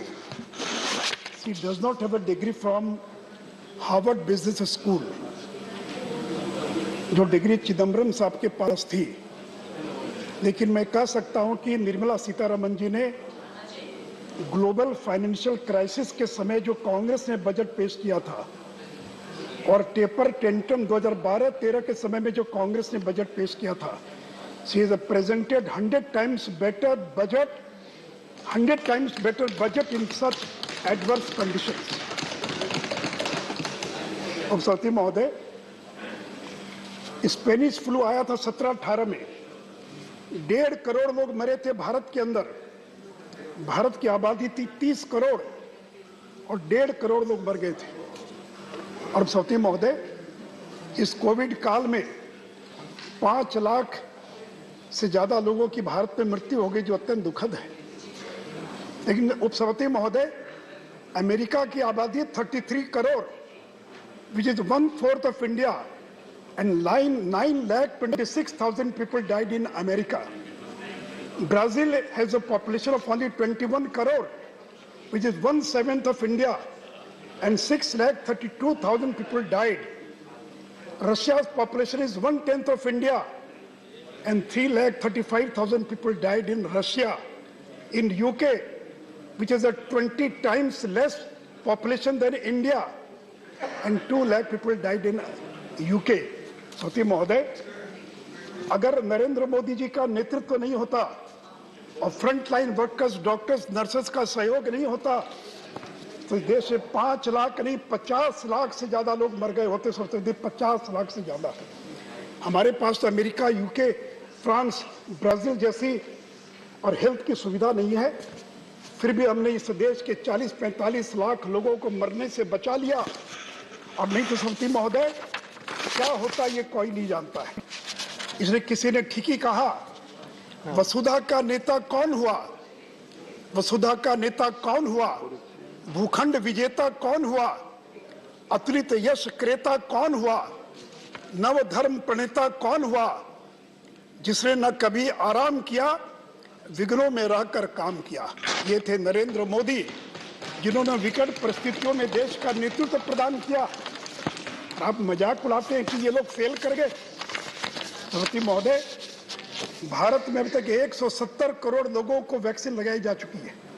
170 crore, America में 53 करोड़, ब्राजील में 36, जर्मनी में 16, रशिया में 15, यूके में 13।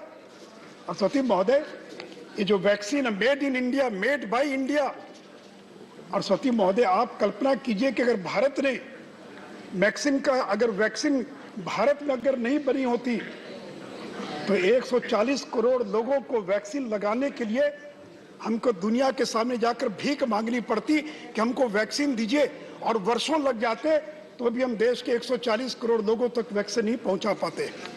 सती महोदय, हमने कोविन का टेक प्लेटफॉर्म डेवलप किया, क्यूआर कोडेड सर्टिफिकेट सर्टिफाइड हमने लोगों को सर्टिफिकेट प्रदान किया, 1 लाख कोल्ड चेन स्थापित किया और लास्ट माइल डिलीवरी तक हमने और वैक्सीन को पहुंचाने का काम किया।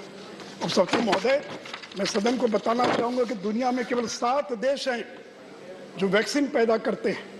USA, China, India, France, UK, Russia, Canada, केवल 7 देश। और आज अफ्रीका कॉन्टिनेंट का क्या हाल है? केवल 16% लोगों को फर्स्ट डोज लगा है और केवल 11% लोगों को सेकेंड डोज लगा है। और सती महोदय, इतना ही नहीं तो भारत ने 150 से ज्यादा देशों को कोविड-19 related medical and other assistance देने का काम किया है। और सती महोदय, 28 जनवरी तक हमने दुनिया के 100 से ज्यादा देशों को 14 करोड़ 63 लाख डोजेस वैक्सीन मुफ्त में देने का या कॉमर्शियल एक्सपोर्ट करने का काम किया है।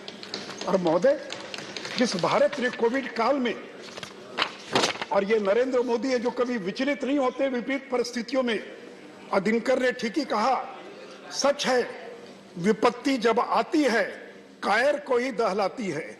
सच है विपत्ति जब आती है कायर को ही दहलाती है। शूरमा नहीं विचलित होते, क्षण एक नहीं धीरज खोते, विघ्नों को गले लगाते हैं, कांटों में राह बनाते हैं। यह है नरेंद्र मोदी की ताकत।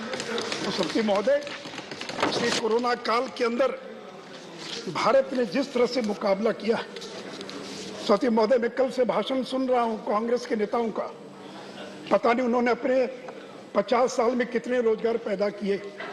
लेकिन सती महोदय, इस बजट का अगर कोई एक फोकस है तो that is job job job, रोजगार रोजगार रोजगार। इसके हर एक पन्ने पर रोजगार लिखा है, इसके हर एक पन्ने से रोजगार पैदा होता है। सती महोदय, हम ऐसा विकास देश को दे रहे हैं जो रोजगार पैदा करने वाला विकास है। Job oriented growth, growth with job creation. सती महोदय, रोजगार लोगों को डोल देने से पैदा नहीं होता है, कैश ट्रांसफर देने से, इनकम सपोर्ट से रोजगार पैदा नहीं होता है। हमने भी इनकम सपोर्ट दिया है, हमने भी लोगों को मदद की कोरोना काल में। लेकिन सती महोदय, अगर रोजगार पैदा होता है तो कैपिटल एक्सपेंडिचर से, अगर रोजगार पैदा होता है तो मैन्युफैक्चरिंग से। और सती महोदय, किसी ने ठीक ही कहा, न पूछो कि मेरी मंजिल कहाँ है, न पूछो कि मेरी मंजिल कहाँ है, अभी तो सफर शुरू किया है। न हारूंगा हौसला उम्र भर, न हारूंगा हौसला उम्र भर, मैंने किसी से नहीं खुद से वायदा किया है। नरेंद्र मोदी ने केवल जनता से नहीं खुद से वायदा किया है। सती महोदय, कैपिटल एक्सपेंडिचर का जिक्र हो रहा है। सती महोदय, पिछले 4 साल में India has spent, will be spending, if you include 2023, 20 lakh crore, 20 lakh crore हम पिछले 4 साल में, इस साल को मिलाकर केवल कैपिटल एक्सपेंडिचर पर खर्च करने जा रही है, खर्च कर चुके हैं। आज तक आजाद भारत का इतना बड़ा कैपिटल एक्सपेंडिचर कभी नहीं हुआ था। इसलिए इस साल के बजट में 35% growth, 7.5 lakh crore, 7,50,000 crore, the outlay has been increase by 35%। और capital assets through grant in aid to states, अगर उसको जोड़ लें तो effective capital expenditure is 10,68,000 crore, which is 4.1% of GDP. और सती महोदय, ये कैपिटल एक्सपेंडिचर का मल्टीप्लायर इफेक्ट होता है। If you add 100 rupees, if revenue expenditure increases by 100 rupees, then only 98 rupees is added to the economy. But if you spend 100 rupees as a capital expenditure, 245 rupees is added to the economy in the same year, और बाद के वर्षों में 480 रुपया और economy के अंदर add होता है। सती महोदय, हमने हर चीज को और इसके साथ जोड़ा है। और कैपिटल एक्सपेंडिचर डिमांड भी क्रिएट करेगा, सप्लाई साइड को भी देखेगा। It will crowd in private investment, contractors, suppliers, huge job creation, skilled technician, cement, steel, sand, हर चीज की डिमांड बढ़ेगी। और इतना ही नहीं सोती महोदय, सिब्बल साहब तो कभी तो राज्यों से संबंध रहा नहीं, 1 लाख करोड़ हमने राज्यों को दिया कैपिटल एक्सपेंडिचर करने के लिए, and 50 lakh 50 years interest free loan. आज तो पता है कांग्रेस ने कभी राज्यों को इंटरेस्ट फ्री लोन 50 साल के लिए और कैपिटल एक्सपेंडिचर के लिए किया था कभी सौती महोदय? और सौती महोदय, रोड के सेक्टर में we will be spending 2,42,000 crore. That is the highest ever expenditure in the road sector, and we will be building 25,000 national highways in the year 2023. और एक बात और बताना चाहूंगा, इस बार के रोड के बजट में हमने कोई बोरोइंग नहीं की है। इसके पहले 65,000 करोड़ हमने बोरोइंग की थी नेशनल हाईवे के लिए, and this year we have supported the national highway with the budgetary support. They will not be taking it as a single penny as a borrowing. और सती महोदय, इसलिए केवल रोड सेक्टर नहीं, हम जो कैपिटल एक्सपेंडिचर कर रहे हैं, डिफेंस के अंदर 1,52,000 करोड़, रेलवे के अंदर 1,37,000 करोड़, टेलीकॉम में 54,150 करोड़, मेट्रो पर 19,130 करोड़, एटॉमिक एनर्जी पर 1.9% ऑफ कैपिटल एक्सपेंडिचर। सती महोदय, अगर ये रोजगार पैदा अगर इससे नहीं हो तो किससे रोजगार पैदा होगा? आप ही बता दीजिए कि रोजगार कैसे पैदा होता है। सती महोदय, प्रधानमंत्री ग्राम सड़क योजना 14,000 करोड़ बजट था 21-22 का। This has been increase 27% increase in the PM Gram Sadak Yojana to 19,000 crore. और ये नल जल योजना, क्या ग्राम सड़क योजना से रोजगार पैदा नहीं होगा? क्या नल जल योजना से अगर हम 3.8 करोड़ घरों में अगर हम 60,000 करोड़ खर्च कर अगर हम टैप्ड वाटर सप्लाई पहुंचाएंगे तो क्या जॉब क्रिएट नहीं होगा? अगर 80 लाख घरों को पूरा करने के लिए अगर हम 48,000 करोड़ पैदा खर्च कर रहे हैं तो क्या इससे रोजगार पैदा नहीं होगा? सती महोदय, मुझे बहुत हंसी भी आती है और दुख भी होता है कि चिदम्बरम साहब और कपिल साहब जैसे लोग आरई को 20 से तुलना कर रहे हैं। दे आर कंपेयरिंग रेवेन्यू, ये revised estimate with budget estimate. अरे चिदम्बरम साहब, इतना तो आपको मालूम है, आप तो इतने बार वित्त मंत्री रहे कि हमेशा बजट एस्टिमेट को बजट एस्टिमेट से कंपेयर करते। अगर मनरेगा में पिछले बार 72,000 करोड़ था और बाद में हमने इंक्रीज किया, इस बार भी बजट में उतना ही रखा जो पिछले बार था। So now we are comparing budget estimate of 2023 with the revised estimate of 21-22. सती महोदय, और national infrastructure pipeline 111 lakh crore. सती महोदय, 20 से 25 तक 111 lakh crore we will be spending on national infrastructure pipeline, world class infrastructure. और सती महोदय, इतना ही नहीं तो प्राइम मिनिस्टर गति शक्ति, ये क्या prime minister Gati Shakti? Road, railway, airport, port, mass transport, waterways and logistic. The projects pertaining to these 7 engines of growth in the NIP will be aligned with PM Gati Shakti programme. PM Gati शक्ति और NIP, उन दोनों का align किया गया। Multi modal connectivity, world class modern infrastructure, logistic synergy among different modes of movement. और सती महोदय, आप कहते हैं मैन्युफैक्चरिंग की बात करते हैं। सती महोदय, productivity linked incentive scheme 14 sectors में additional production of 30 lakh crore, 30 lakh crore से ज्यादा का production, additional production will be अगले 5 साल में हम पैदा करेंगे। और 3,46,000 crore will be spent as a subsidy incentive to the industries in the 14 sectors.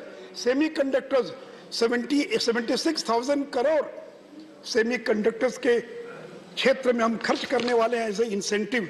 Solar, हमारे देश के अंदर सोलर पीवीज नहीं है। सोलर जो मॉड्यूल, जो सोलर प्लेट्स होती हैं, उनको चाइना से इंपोर्ट करना पड़ता है।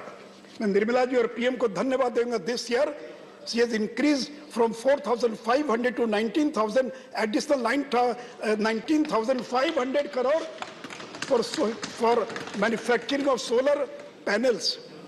और सती महोदय, 280 gigawatt of installed solar capacity by the year 2030. Solar capacity 280 megawatt नहीं, 280 gigawatt हम 2030 तक इस देश के अंदर और पैदा करेंगे। इसलिए सती महोदय, चाहे वो सेमी कंडक्टर्स हो, ऑटो कंपोनेंट्स हो, ऑटोमोबाइल्स हो, इलेक्ट्रॉनिक्स हो, केमिकल्स हो, फार्मा हो, मेडिकल डिवाइसेस हो, फूड प्रोसेसिंग हो, टेलीकॉम हो, टेक्सटाइल्स हो, व्हाइट गुड्स हो, ड्रोन्स हो, इस पर हम इतनी बड़ी राशि खर्चा करने जा रहे हैं। और अब कहते हैं कि रोजगार कहाँ से पैदा होगा। सती महोदय, नरेंद्र मोदी लंबे समय तक गुजरात के मुख्यमंत्री थे, उनको मालूम है। इसे किसी ने कहा हम तो दरिया हैं, हम तो दरिया हैं, हमें अपना हुनर मालूम है। हम तो दरिया हैं, हमें अपना हुनर मालूम है। हम जहां से जाएंगे वो रास्ता बन जाएगा, हम जहां से जाएंगे वो रास्ता बन जाएगा। अगर देखना चाहते हो तुम मेरी उड़ान को, अगर नरेंद्र मोदी की उड़ान को देखना चाहते हो, अगर देखना चाहते हो तुम मेरी उड़ान को, तो जाओ ऊंचा करो आसमान को, जितना ऊंचा कर सकते हो आसमान को करो, आसमान को। हम अपना हुनर दिखाएंगे। समिति महोदय, ये जमाना मेटावर्स का है, वेब 3 का जमाना, आर्टिफिशियल इंटेलिजेंस का जमाना है। और कहते हैं कि डिजिटल से क्या होगा। कपिल सिब्बल साहब, आप तो कम से कम इस तरह की बात मत बोलिए। डिजिटल करेंसी, दुनिया में अभी तक केवल 9 देश है जिन्होंने डिजिटल करेंसी लॉन्च की है। And all these countries our nation islands. Bahamas छोटे छोटे देश हैं जिनकी आबादी 4 लाख 5 लाख होगी, उन्होंने डिजिटल करेंसी लॉन्च की है। India will be the 10th country in this world which will be launching digital currency. इससे transparency in transaction, reducing use of black money, cheaper currency management, online payment more secure and risk free, interbank settlement not required. और सती महोदय, handling, printing, logistic, management of cash, और आप इसका मजाक उड़ा रहे। सती महोदय, डिजिटाइजेशन, क्या बिना डिजिटल वर्ल्ड के क्या आप सर्वाइव कर सकते हैं दुनिया की प्रगति की दौड़ के अंदर। बजट में घोषणा की गई है 75 जिलों के अंदर डिजिटल बैंकिंग यूनिट स्थापित किया जाएगा। Ayushman Bharat digital mission, digital university की स्थापना की जाएगी। हाई स्पीड ऑप्टिक फाइबर 2025 तक देश के सभी गांव तक पहुंचा दिया जाएगा। E passport, national tele mental health programme, animation, visual effects, gaming and comic, इसके टास्क फोर्स का गठन किया जाएगा, which will create 20 lakh jobs का पोटेंशियल जिसके अंदर है। किसान ड्रोन्स, अभी यादव जी कह रहे थे कि किसान कैसे ड्रोन का इस्तेमाल करेगा, तो Yadav ji, spraying of insecticides for crop assessment, government will use these things. और जो प्रगतिशील किसान होंगे वो भी ड्रोन का इस्तेमाल करेंगे। चिदम्बरम ये कह रहे हैं कपिल साहब कि चैनल से क्या होगा, आपको पता ही नहीं, आप तो कभी गांव में गए नहीं। बिहार के हर घर तक बिजली पहुंच चुकी है। हर एक भी देश का गरीब नहीं होगा जिसके घर में बिजली नहीं पहुंची होगी। और आप कहते हैं कि टीवी नहीं है। सती महोदय, 2 करोड़ बच्चे केवल बिहार के अंदर स्कूल से बाहर हो गए। हमारी सरकार ने तय कि क्लास 1 से क्लास 12 तक, 12 के बजाय 200 चैनल्स हम लॉन्च करने जा रहे हैं। सती महोदय, ये पोस्ट ऑफिस कल तक केवल लेटर और मनी ऑर्डर पहुंचाने का काम करते थे। अभी तक 20,000 post office has been converted into core banking, and government has decided in the coming years more than 1,50,000 post office will be converted into core banking. Digital payment को सरकार प्रमोट करेगी। World class foreign university. और महोदय, जब इतना data पैदा होगा, data का एक्सप्लोजन होगा, तो हमको डेटा सेंटर की आवश्यकता पड़ेगी। और सती महोदय, इतना ही नहीं, तो सरकार ने यह भी तय किया है कि जो कॉन्ट्रैक्टर सप्लायर्स जो सप्लाई करते हैं उनको प्रोक्योरमेंट के लिए 75% उनका जो बिल है will be paid within से 10 डेज। और ये ई बिल सिस्टम होगा, everything will submitted online, digitally sign bills. इसलिए सती महोदय, ये नरेंद्र मोदी है जो मुश्किलों से भागते नहीं हैं। किसी ने कहा कि मुश्किलों से भाग जाना आसान होता है, मुश्किलों से भाग जाना आसान होता है। हर पहलू जिंदगी का इम्तिहान होता है। डरने वालों को मिलता नहीं कुछ जिंदगी से, डरने वालों को मिलता नहीं कुछ जिंदगी से, लड़ने वालों के कदमों में जहान होता है, उनके कदमों में जहान होता है। पूरी दुनिया उनके कदमों में होती है। प्रति महोदय, हम टेलीकॉम, आप भी तो सिब्बल साहब टेलीकॉम मंत्री थे शायद, 5G हम लॉन्च करने जा रहे हैं। इस साल ऑक्शन हो जाएगा और साल के अंत होते हम 5G लॉन्च कर देंगे। And Sarthi Mahoday, you know the speed of 5G, it will be having 10,000 to 30,000 megabyte per second. 10,000 to 30,000 megabyte per second. और 4G की स्पीड कितनी है? 100 to 300 megabyte per second. और सरती महोदय, इतना ही नहीं, 5G के ऑक्शन से 1 लाख करोड़ मिलेगा. और हम लोगों ने टेलीकॉम रिफॉर्म पैकेज घोषणा की थी सितंबर 21 में, जिससे 30,000 करोड़ फाइनेंशियल 2023 के अंदर इंडस्ट्री का जो रेवेन्यू उसको इंक्रीज होगा. सती महोदय, BSNL को हमने 2019 में पैकेज दिया था. BSNL को 45,000 करोड़ का कैपिटल हम लोगों ने आउटले प्रोवाइड किया है. और सती महोदय, हम BSNL को भी इस साल 4G में कन्वर्ट करेंगे. और सती महोदय, मैं एक बात और बताना चाहूंगा, हम केवल 5G नहीं ला रहे हैं. आज ये मीटिंग है कि 6G, यानी भारत अभी से 6G की तैयारी कर रहा है. तो 6G का स्टैंडर्ड क्या होगा? और सती महोदय, डायरेक्ट बेनिफिट ट्रांसफर, सती महोदय, क्यूमुलेटिव अभी तक पिछले जब से ये लॉन्च हुआ है direct benefit transfer, 21 lakh crore, 21 lakh crore अभी तक हम डायरेक्ट बेनिफिट ट्रांसफर के द्वारा बेनिफिशियरीज के खाते में पहुंचा चुके हैं. और मालूम है सरकार सर कितना सेविंग हुआ है? 2,22,000 करोड़ सेविंग हुई है. 2,22,000 करोड़ की बचत हुई है भारत सरकार को केवल डायरेक्ट बेनिफिट ट्रांसफर के द्वारा. 4 करोड़ डुप्लीकेट रेशन कार्ड रद्द कर दिए गए. 4 करोड़ से ज्यादा LPG के फेक कनेक्शन खत्म कर दिए गए. 120 lakh metric ton reduction of fertilizer sale में मदद मिली है. और सती महोदय, मोबाइल फोन 2014 में जब नरेंद्र मोदी जी प्रधानमंत्री बने तो केवल 2 इकाई थी, 2 यूनिट थी मोबाइल फोन की. और आज मुझे बताते हुए खुशी है 2021 में 200 manufacturing units of mobile phones are in India. और जहां 14-15 में हम 6 करोड़ मोबाइल तैयार कर रहे थे, 2021 में we have manufactured more than 30 crore of mobile phones in this country itself. और सती महोदय, UPI unified payment interface 3,874 crore हमने ट्रांजैक्शन किया एक साल के अंदर UPI के द्वारा, और जिसका वैल्यू है 72 लाख करोड़. और महोदय, स्टार्टअप का जिक्र कल कर रहे थे प्रधानमंत्री महोदय. सर, यूनिकॉर्न कहते हैं उसको जिसका वैल्यू 7,000 करोड़ से ज्यादा होता है, that is known as a unicorn. और मैं सदन को बताना चाहूंगा, the year 2021 during pandemic 44 startups have reached the status of unicorn in a single year. और इतना ही नहीं, तो जनवरी 14, 2021 तक 83 unicorns with a total value of $277 billion, यानी 83 यूनिकॉर्न्स, उन्होंने 7,000 करोड़ से ज्यादा का वैल्यू इनका हो चुका है. और आज इंडिया USA और चाइना के बाद तीसरे नंबर पर, और यूनिकॉर्न्स और स्टार्टअप्स के अंदर पूरी दुनिया में तीसरे नंबर पर है. और मैं सदन को यह भी बताना चाहूंगा, वेंचर कैपिटल और private equity 5,50,000 crore were invested by venture capitals and private equity in the startup ecosystem, which is one of the largest in this world. सत्य महोदय, जो सरकार इतना काम कर रही है और आप कह रहे हैं, सत्य महोदय, किसी ने कहा है मंजिल उन्हीं को मिलती है, मंजिल उन्हीं को मिलती है जिनके सपनों में जान होती है. पंखों से कुछ नहीं होता है, मंजिल उन्हीं को मिलती है जिनके सपनों में जान होती है. पंखों से कुछ नहीं होता है, हौसले से उड़ान होती है.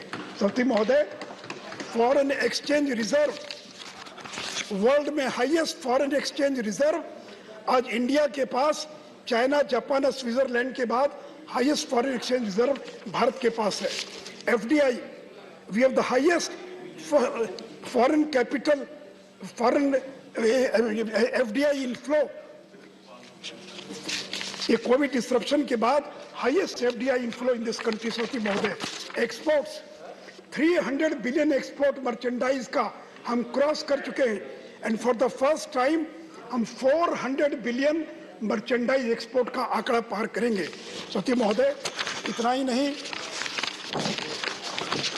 और GST के अंदर रिकॉर्ड रेवेन्यू कलेक्शन 1,40,000 करोड़, और पेंडेमिक के बावजूद हमने जीएसटी का रेवेन्यू कलेक्शन किया है और इस पूरे फाइनेंशियल ईयर में हमने रिकॉर्ड रेवेन्यू कलेक्शन किया। सौती महोदय उड़े देश का आम नागरिक उड़ान, मैं सदन को बताना चाहूंगा 86 लाख लोगों ने अभी तक उड़ान का इस्तेमाल किया है। अगर उड़ान नहीं होता तो ये गरीब चप्पल वाले लोग और उड़ान का इस्तेमाल नहीं कर पाते। सौती महोदय आईपीओस, वाइंड अप कीजिए, 2 मिनट के आईपीओस सौती महोदय 21-22 में सो फार 89,066 crore has been raised by 750 IPOs, 75 IPOs ने एक साल के अंदर कोविड के बावजूद, और 89,000 करोड़ जो पिछले 10 साल का हाईएस्ट है। और सौती महोदय अंत में इंटरनेशनल मॉनेटरी फंड का वर्ल्ड इकोनॉमिक आउटलुक रिपोर्ट आई है 25 जनवरी को, and growth projection released on 25th January by IMF's World Economic Outlook को कहता है India's real GDP is projected to grow at 9% both in 21-22 and 22-23 and 7.1% in 23-24. This project India is the fastest growing major economy in the world in all the 3 years. अगले 3 साल के अंदर भारत दुनिया का सबसे ज्यादा तेज गति से विकास करने वाले देशों के अंदर होगा। अनंत सौती महोदय गरीबों की बात करते हैं। इंडिया टुडे, 1 मिनट और सौती महोदय, 1 मिनट केवल।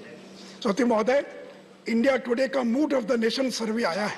ये हमारा सर्वे नहीं है, ये इंडिया टुडे मैगजीन का सर्वे है और वो कहते हैं कि 68% लोग they are satisfied with the performance of Narendra Modi government pandemic के बावजूद। 1 मिनट केवल सौती महोदय, 1 मिनट केवल। और इतना ही नहीं, एक अंतर्राष्ट्रीय ग्लोबल कंसल्टेंसी फर्म है, उसने सर्वे किया 4 दिन पहले, मिंट में आया है। नमो की पॉपुलरिटी 72%, मैक्सिको के प्रेसिडेंट की popularity 64%, Italian PM 57%, Japan 47 and Joe Biden केवल 41% है।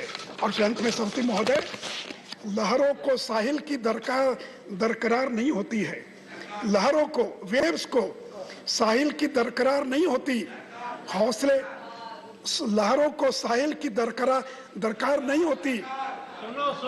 धन्यवाद। लहरों को साहिल की दरकार आप कंक्लूड कीजिए, नहीं होती। सुनने की जरूरत नहीं है, आप कंक्लूड कीजिए। हौसले बुलंद हो तो दीवार नहीं होती, हौसले बुलंद हो तो दीवार नहीं होती। जलते हुए चिराग ने आंधियों से ये कहा, उजाला देने वालों की कभी हार नहीं होती, कभी हार नहीं होती, कभी हार नहीं होती। धन्यवाद। धन्यवाद। जी शब्दों के साथ मैं निर्मला जी को इस बजट के लिए धन्यवाद देता हूँ। धन्यवाद। Next speaker is Dola Sen. Miss Dola Sen, you have 5 minutes. बहुत कुछ। We have 40 times 10 minutes. Another speaker has already spoken about it. Please, now you start. Yes. 5 minutes or 10 minutes, sir? आप शुरू कीजिए।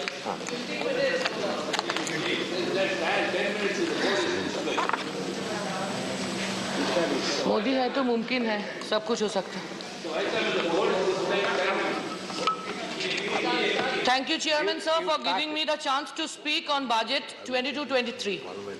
हम तहे दिल से शुक्रिया अदा करना चाहते हैं कि बहुत दिन बाद, एटलीस्ट 3-4 सेशन के बाद, हम सब राज्यसभा से ऑनरेबल प्राइम मिनिस्टर सर को आते हुए, बैठते हुए, बोलते हुए और भाषण देते हुए देखा भी, सुना भी। और अगर यूपी इलेक्शन ना होती, अगर पंजाब इलेक्शन ना होती, अगर गोवा इलेक्शन ना होती, ये संभव नहीं होता। So again, thanking the central government and the treasury bench from core of my heart. Now coming to my first point on budget, unemployment. In 2014, this Modi-ji-led BJP government claimed that it would create 2 crore jobs per year for we the people of India. And the Honorable Finance Minister in her budget speech this year said that the government would create 60 lakh jobs over the next 5 years for we the people of India. I want to ask, sir, who is telling the truth, by the way? Instead, in reality, What have we seen? Pandemic से पहले ही हम लोगों ने देखा independence के बाद पहला बार 45 साल में सबसे ज्यादा unemployment rate in our country.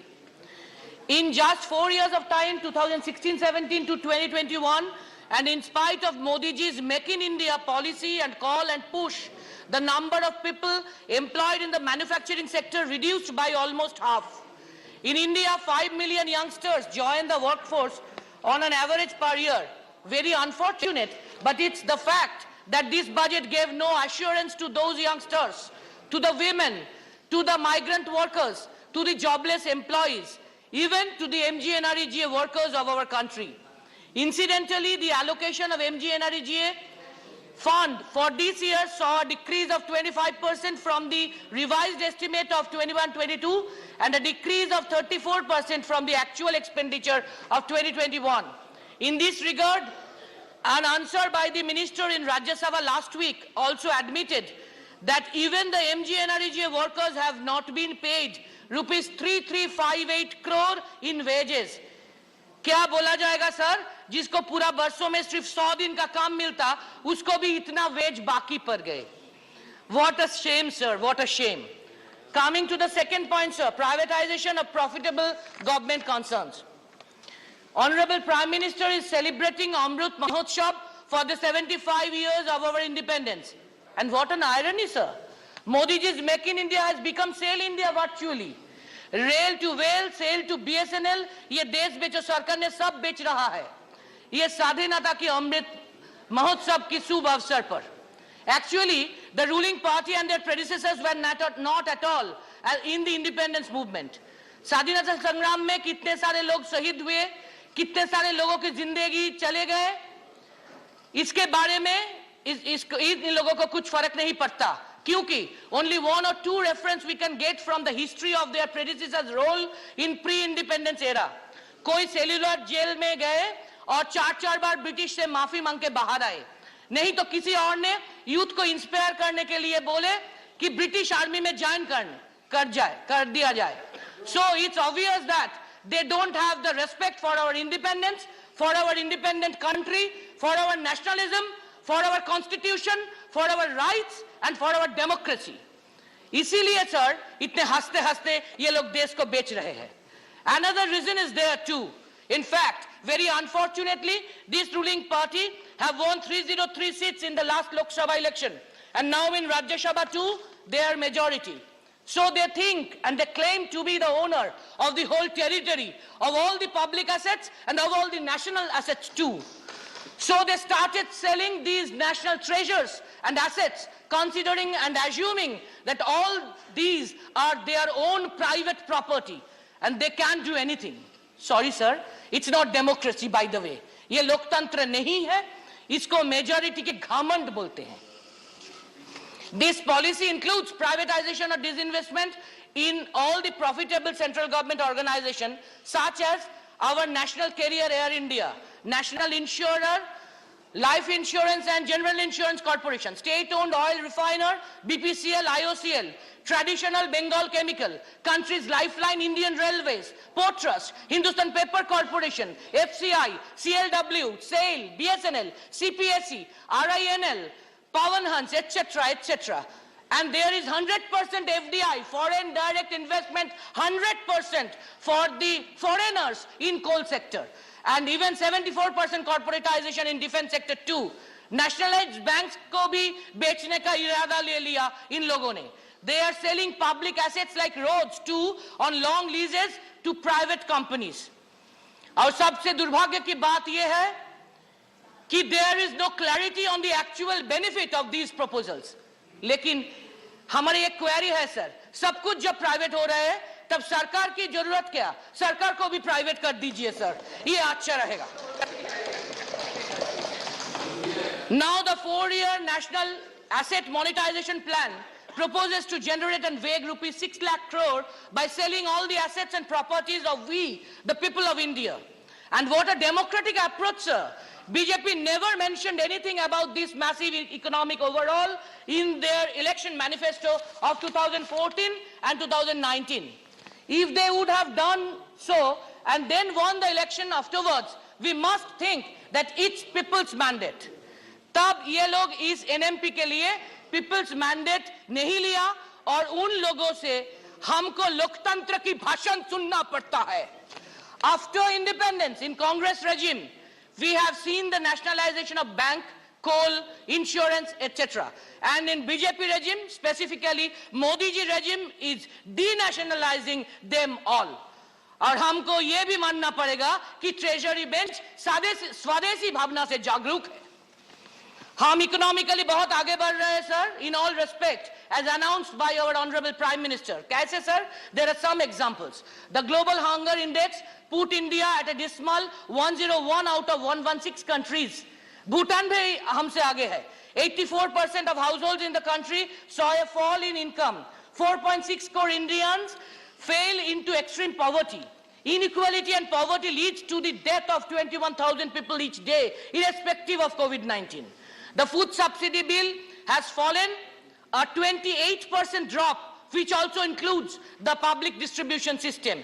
The fertilizer subsidy has been cut, a nearly 25% drop in the raised estimate for the financial year.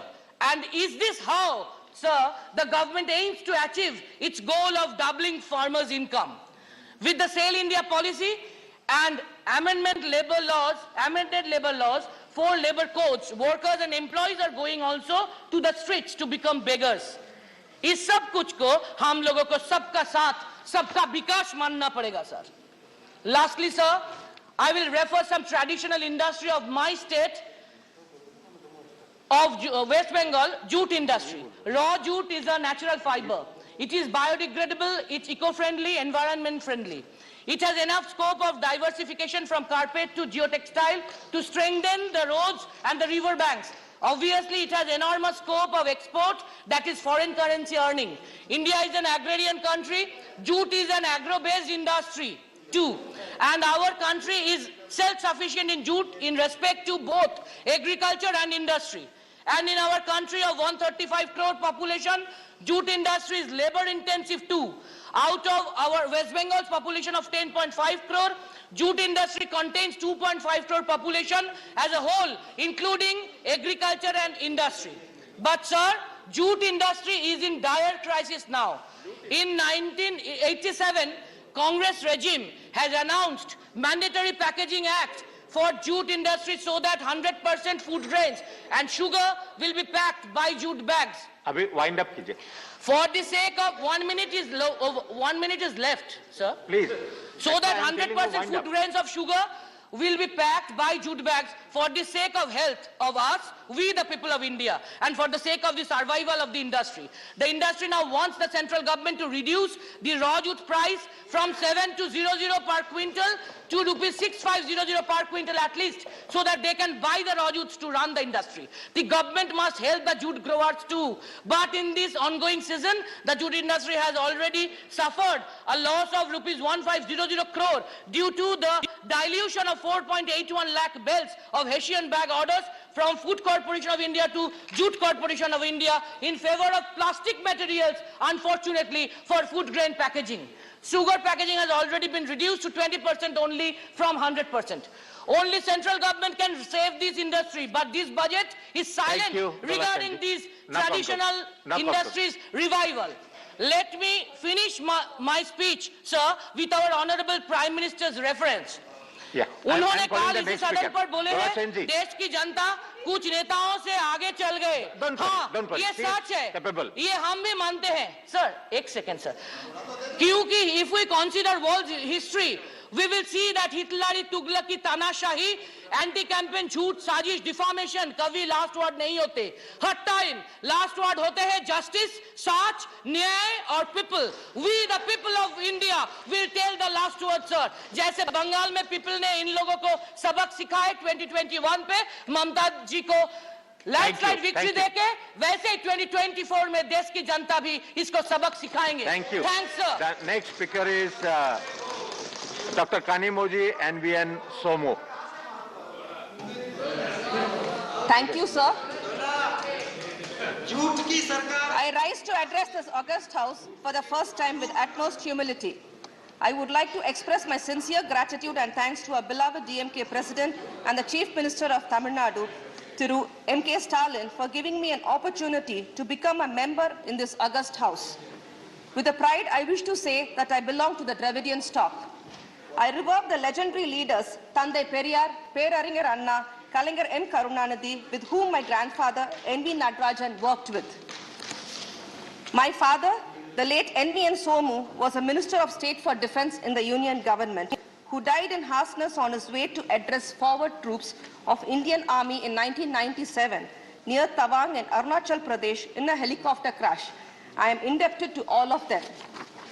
Sir, as we enter into the third year of COVID pandemic, we expected the budget 2022-23 would seek to balance short-term fiscal needs with structural reforms to support medium-term growth. However, nothing has been done in this regard, and the road to recovery is very fragile. Every household in the country fails to meet both the ends of the monthly balance sheets. The only sure thing in this last 3 years is the economic uncertainty. Now the Omicron variant has also renewed the economic uncertainty. Even without another full-scale lockdown, substantial fiscal support will be required to keep recovery track month by month. But our Honorable Finance Minister is happy to announce schemes and roadmap for next 5-6 years. There is a saying in Tamil, "Iruppadai vittu parappadai pidipadu tagumo." The Finance Minister's action is akin to this. The COVID pandemic has added 20 crore new poor people into the system and robbed more than 20 crore people their jobs. Tourism and hospitality sector was hard hit, and the road to recovery is still very bleak. But the Finance Minister is happy to announce scheme for the next decades. Kura eri kori pidikadavan vaanameri vaigundam ponana. I think the Finance Minister knows the meaning of this proverb. Sir, as a medical professional, I would like to emphasize that the COVID-related medical interventions will still remain a top priority for the foreseeable future. The development in medical infrastructure and public awareness by the state governments has reduced the death toll due to COVID-19 pandemic. Unfortunately, the patients with other ailments had to bear the heavy burden in the coming years. Than the estimated fund from last year, this year 500 crores of funds have been cut off in this pandemic budget for the health. Unless the budget allocation for medical care and infrastructure increase to 6% of country's GDP, the country may not be in a position to serve its 140 crore population. Though we are optimistic that COVID pandemic would end soon, the government has no clue how to tackle if there is any other virus outbreak in the future. Unless the government gets the right advices of the medical expertise, whatever planned by the government is like putting cart before the horses. Sir, last time there were many deaths due to the unavailability of the oxygen. I think the PM Care Fund can set up oxygen plants across the country in all the government hospitals. It is very important to protect the health of all citizens from the risks associated with any future pandemic. To mitigate these risks, the role of health insurance sector becomes more vital, necessitating a collaborating effort to improve health insurance penetration and the development of healthcare facilities across the country. One of the largest contributing factors to these high prices is the current 18% GST rate imposed on the health insurance premium. The sector has called for a GST rate cut on health insurance premium and granting infrastructure status to healthcare facilities to boost access to quality healthcare. But the government is turning a blind eye in this regard. In fact, there is a need for GST exemption for several life-saving medicines, equipments and services. As per industry reports, an estimated 56 crore individuals from lower middle class to upper middle class do not have any health insurance cover, and it represents about 40% of India's population. Apart from the lack of awareness about the importance of health insurance, the costs associated with even standard insurance products like Arogya Sanjeevani is a deterrent, with prices ranging between rupees 15,000 to rupees 18,000 per year for a family of 2 adults and 2 children, with the senior-most member's age being 45. Sir, generally speaking about health is a state subject, but we are at present sitting on a health time bomb, and that healthcare should be accorded topmost priority. The budgetary allocation from the union government is absolutely inadequate to achieve quality healthcare for all. Take, for example, the success story of Tamil Nadu, sir. The pioneering champion of healthcare in Tamil Nadu is a mercurial leader, Dr. Kalinga, who a beloved leader and Chief Minister, M.K. Stalin, is following the footsteps of Dr. Kalinga in providing free and good healthcare for poor in Tamil Nadu. Tamil Nadu is the first state in the country to provide free healthcare for all needy patients. In Tamil Nadu, any patient can enter any government hospital without even a rupee in the pocket and still get good treatment and healthcare with required medicine and walk out of the hospital cured absolutely free. Dr. Kalinga is a pioneer champion of free healthcare and health insurance scheme. He has introduced Kalinga Health Insurance Scheme for all way ahead before the union government could even conceive the thought of it. He was a pioneering champion to introduce the free eye care to remove the backlog of cataract patients in the state. It is only after Kalinga and Ilavasa Kannoli Thittam in 1972 the union government has able to conceive the idea of National Blindness Control Program and implement it throughout India. Sir, today Tamil Nadu tops in the country in all the medical and healthcare indices, be it in the doctor-patient ratio, hospital beds patient ratio, or hospital PHCs per population.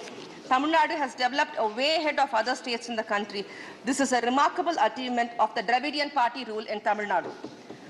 While there is an urgency to focus on all the three levels of primary, secondary and tertiary healthcare, it is imperative that the union government look towards improving primary healthcare.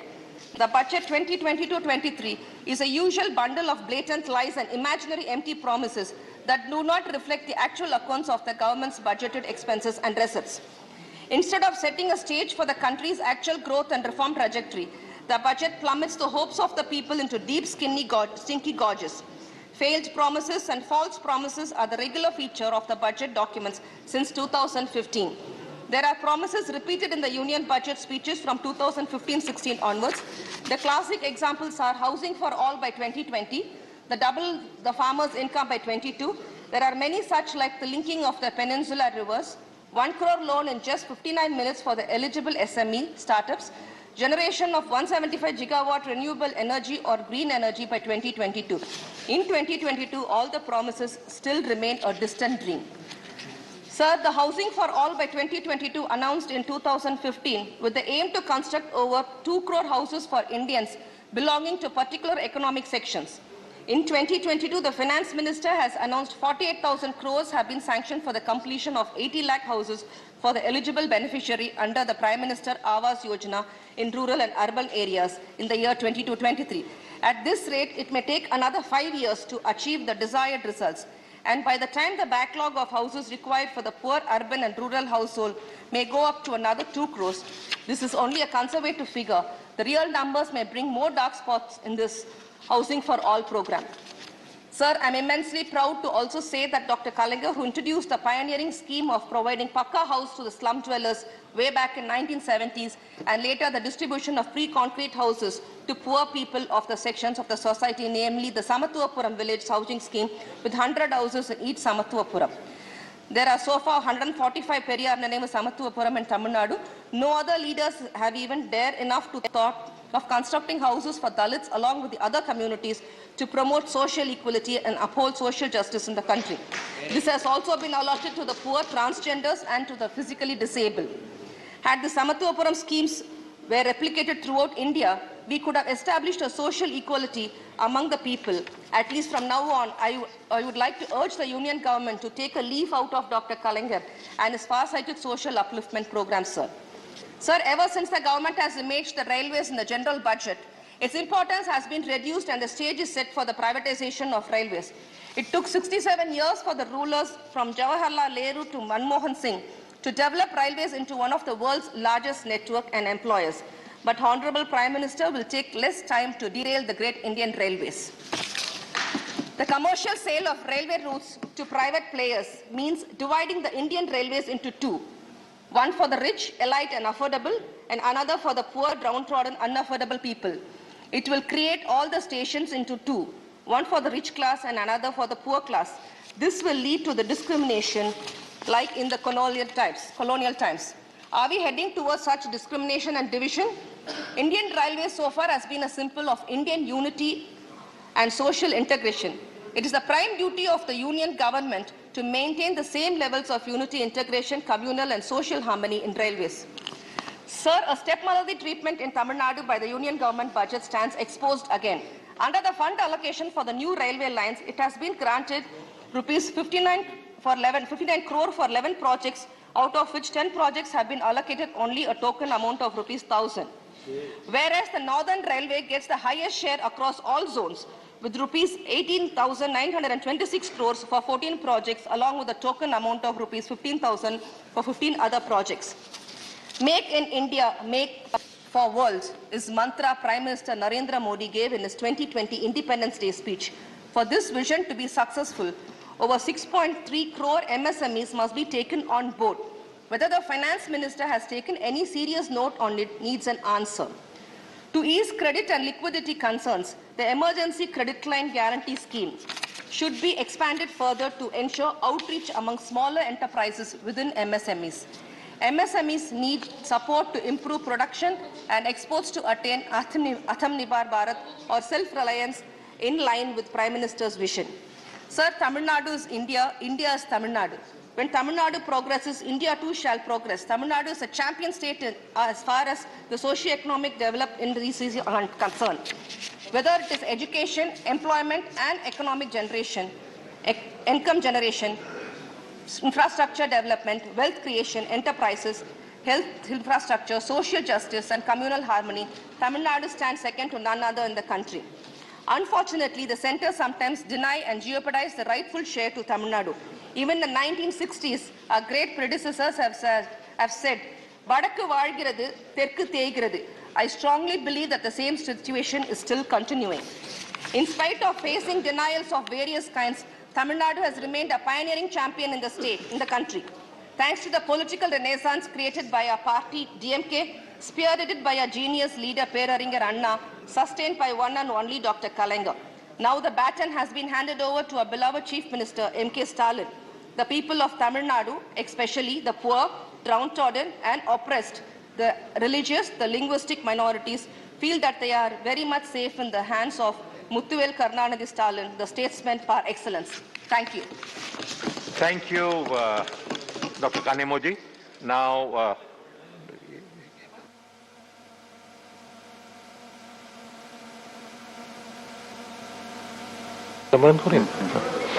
and the next speaker is Elamaran Korim. Is it there? Ah, yes, please. I will not use the word. Thank you, sir. There is no such thing as Dravidian stock. I would like to mention that this is an anti-people budget aiming for all-out privatization. I call this government 3A government. A government of Adani, Mr. Karim, for Adani. You have only 8 minutes Adani. because rest of the time has been exhausted of your What party. is that? What is that? So you have 8 minutes. 8 minutes. 8 minutes. Only 8 minutes? No. 12 minutes. I have to.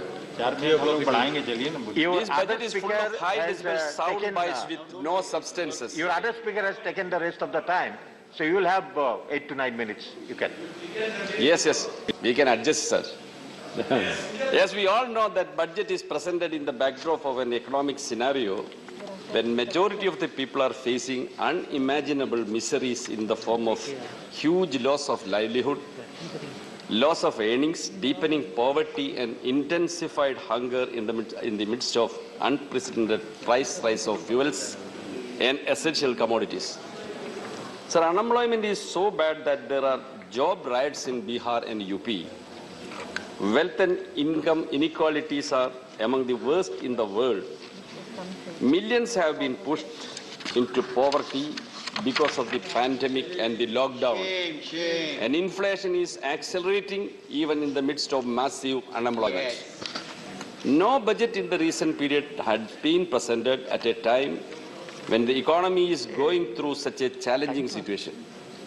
In this scenario, what was needed in the budget was a big push towards job creation and increasing domestic demands.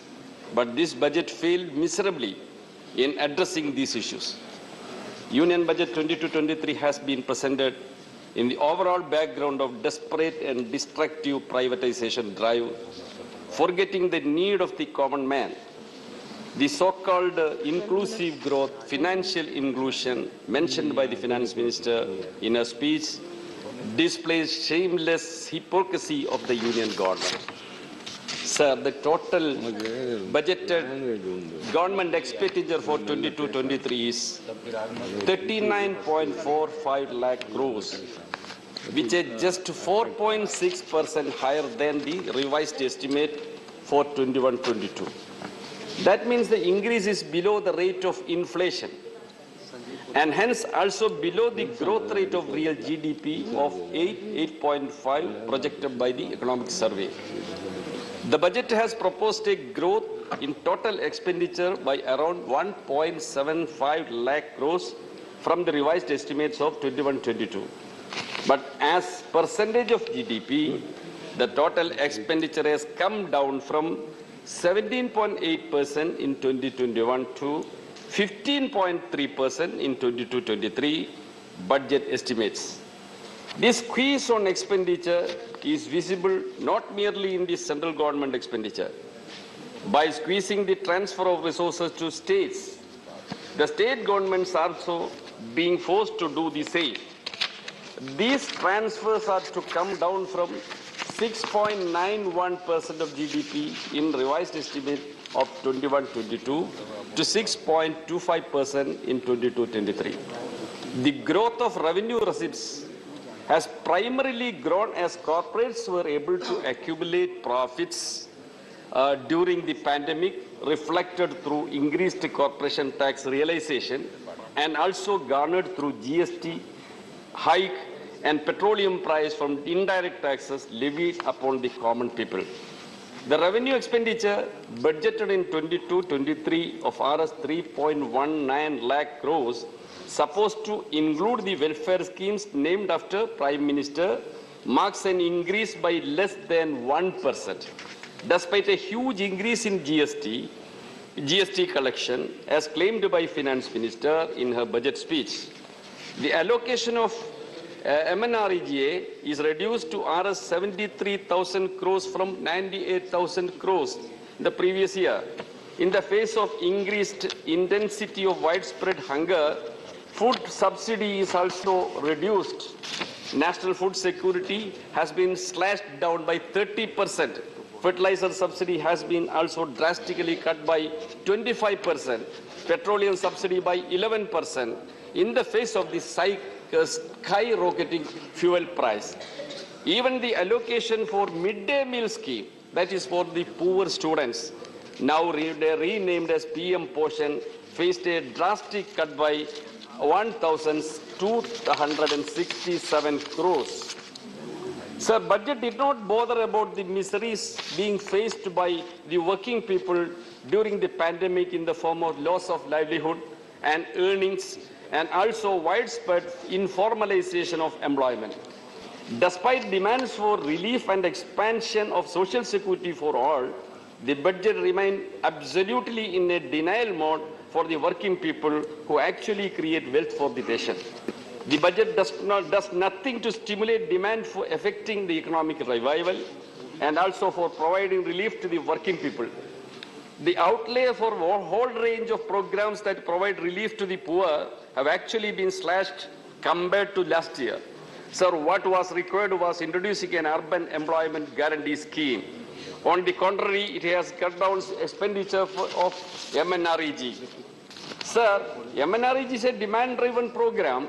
Funds will be made available if the demand crisis for such funds, that is the claim of the government. But if the wages are delayed, the enrollment in the employment may get reduced. So, these lifeline projects introduced by the UPA government, now you are killing that project through these budgets. Sir, the privatization, the budget is presented in the overall background of desperate and destructive privatization drive, embracing the infrastructure, manufacturing and mineral sector, facilitating transfer of our resources from national exchequer to private hands. So the corporates could double their wealth during this pandemic, COVID pandemic.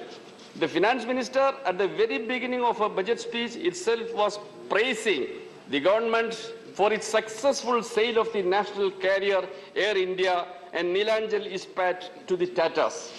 The budget has reiterated government's commitment of further transfer of state-owned capital assets to private sector, both domestic and foreign. In fact, under this regime, economic policy making is gradually moving towards purely anti-people destructive trend, much to the detriment of the national interests. Sir, on farmers, what was the promise in the budget of 2021?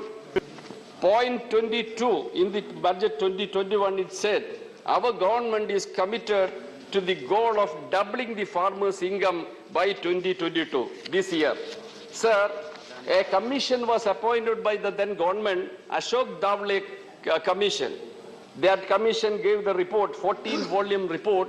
It is still sleeping in the shelf of the government. Now, in this budget, there is a single word mentioning regarding the doubling the income of the farmers. In contrary, the revenge to the farmers, what you have done, the farmers' reliefs are cut short by drastically. Procurement remunerative price of non-waiver were not even addressed. We have two more speakers. Yes, I am concluding, sir.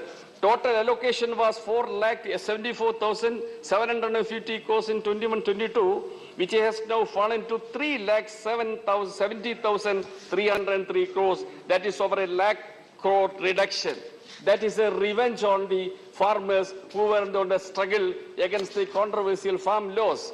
The share of the rural development in the budget has also fallen from 5.59% to 5.23%.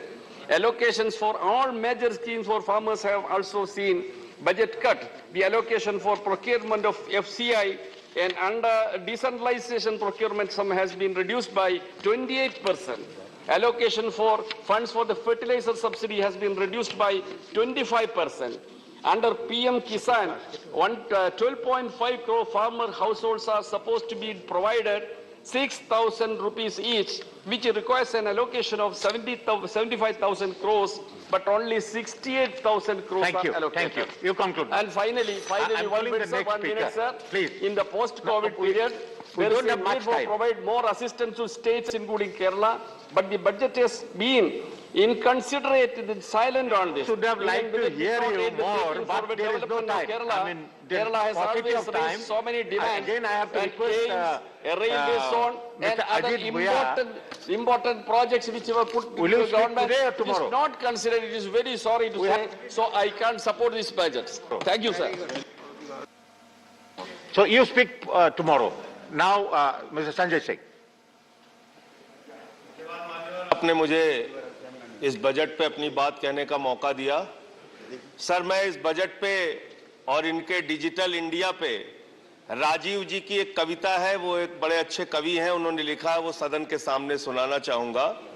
खाओ digital, गाओ digital, देश का band बजाओ digital, रुपया digital, bank भी digital और सेना का टैंक भी डिजिटल, बच्चे पाए डिजिटल शिक्षा और फिर मांगे डिजिटल भिक्षा।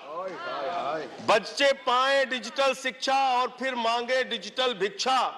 डिजिटल डॉक्टर, डिजिटल गोली, डिजिटल ईद और डिजिटल होली, डिजिटल सड़क पर डिजिटल कार, डिजिटल संसद और सरकार, डिजिटल खेत में करो किसानी, डिजिटल खाद और डिजिटल पानी, डिजिटल दूध और डिजिटल गाय, डिजिटल चीनी, डिजिटल चाय, भर के खाओ डिजिटल रोटी और फिर कर दो डिजिटल पोटी। ये इस बजट के बारे में एक कवि की प्रतिक्रिया है मान्यवर। और जो इस सरकार के दावे हैं अब उस पे थोड़ी बात कर लेते हैं मान्यवर। इन्होंने कहा है कि 60 लाख नौकरियां देंगे। मैं पूछना चाहता हूं, आपने तो स्वयं स्वीकार कर लिया, पहले तो आप 2-2 करोड़ करके लोगों को मूर्ख बनाते रहे और अब आप खुद स्वीकार कर रहे हैं कि 2 करोड़ आपके बस की नहीं है। अब आप 60 लाख नौकरियां देने की बात कह रहे हैं। और आप नौकरियां कैसे दे रहे हैं नौजवानों को मान्यवर?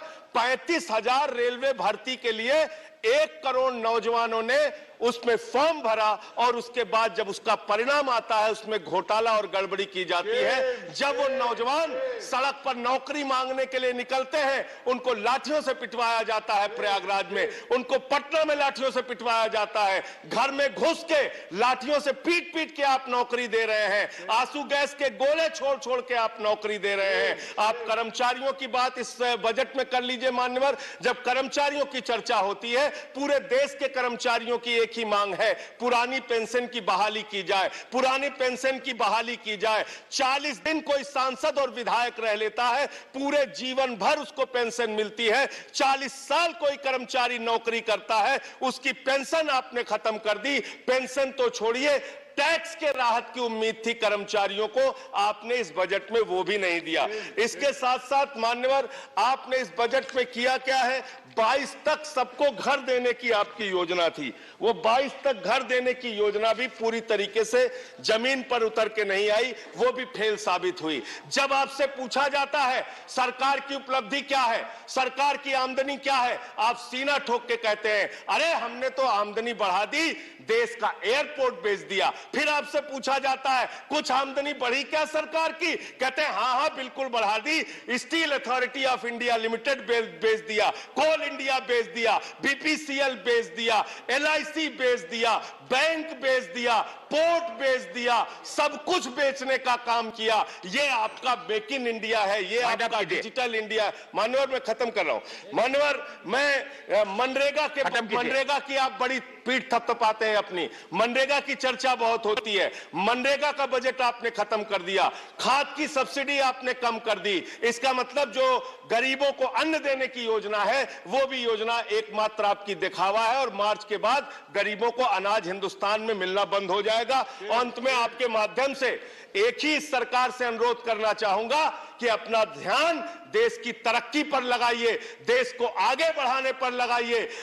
बेटी बेटी होती है, हिंदू की हो, मुसलमान की हो, सिख की हो, ईसाई की हो, उसकी इज्जत के साथ खिलवाड़ मत कीजिए, गुंडागर्दी मत कीजिए। आप तय करने वाले कोई नहीं होते, कौन क्या पहनेगा, कौन क्या खाएगा, कौन क्या कैसे रहेगा, कौन। Zafar Islam, I'm sorry. Please. Thank you very much, sir. First of all, I would like to thank my party and my leaders for giving me this opportunity, and also thank you for giving me this opportunity, sir. Sir, I want to really congratulate the Honorable Finance Minister. Under the leadership of the Honorable Prime Minister, she has presented a very important budget. It is an all-encompassing budget where it has taken care of everyone. So there is something for everyone in this budget. Sir, लेकिन इस budget को मैं बहुत लोगों को सुन रहा था, यहाँ पर बहुत पुराने जो मंत्री भी रह चुके हैं ऑपोजिशन बेंच पे, और बहुत सारे ऐसे लीडर्स को मैंने सुना जिन्होंने बजट के बारे में काफ़ी टिप्पणियाँ की। लेकिन मैं कहना चाहता हूँ कि सर, बजट को किसी बैकड्रॉप पे देखना चाहिए, किसी कॉन्टेक्स्ट में देखना चाहिए। आइसोलेशन बजट को कभी नहीं देखना चाहिए। जब बजट प्रेजेंट करती है सरकार तो उसका कोई मकसद होता है, और उस मकसद को देश के मकसद से को अकेले रख के नहीं देखना चाहिए। इस बजट में सरकार ने जो बजट पेश किया, इसको आइसोलेशन में नहीं, साइलो में नहीं, बल्कि इस बजट को एक कंटिन्यूटी में देखना चाहिए कि पिछले सारे जो बजट अभी तक पेश किए गए हैं सर, और जितने आत्मनिर्भर पैकेज रहे हैं, और जो सरकार 2014 से जो एक चरबराती इकोनॉमी को सुधारने की जो पेशकश कर रही है 2014 से, उसी नज़रिए से देखना चाहिए कि उस पूरे 7 सालों में जो हमने बहुत सारे जो रिफॉर्म्स किए हैं, रिफॉर्म मेजर्स लिए हैं, स्ट्रक्चरल रिफॉर्म्स किए हैं, पॉलिसी रिफॉर्म मेजर्स किए हैं, और बहुत सारे जो ऐसे डिसीजन लिए हैं जिससे आज जो है इकोनॉमी जो है एक बहुत स्ट्रांग इकोनॉमी उभर के आई है। ये हमें सबको मालूम है, और मेरे ख्याल से अपोजिशन बेंच को ही मालूम है कि हम 2 साल, एक तीसरा साल है सर, जब हम कोविड से जूझ रहे हैं सर। हमें बधाई देता हूँ आदरणीय प्रधानमंत्री जी को के और देश के जो फ्रंट लाइन वर्कर्स थे और सारे साइंटिस्ट को कि आज हम बड़ी अच्छी स्थिति में, बड़े सुरक्षित स्थिति में अपने आप को सुरक्षित महसूस कर रहे हैं। लेकिन इसके पीछे एक लीडरशिप थी, इसके पीछे एक सोच थी, और प्रधानमंत्री इसके बधाई के पात्र है। लेकिन उससे हट के मैं कहना चाहता हूँ कि जब ये कोविड आया, और कोविड के परिप्रेक्ष्य में आप देखिए जब Sri Jafar Islam, it is beyond 3 now. Yes, 3 House was supposed to adjourn.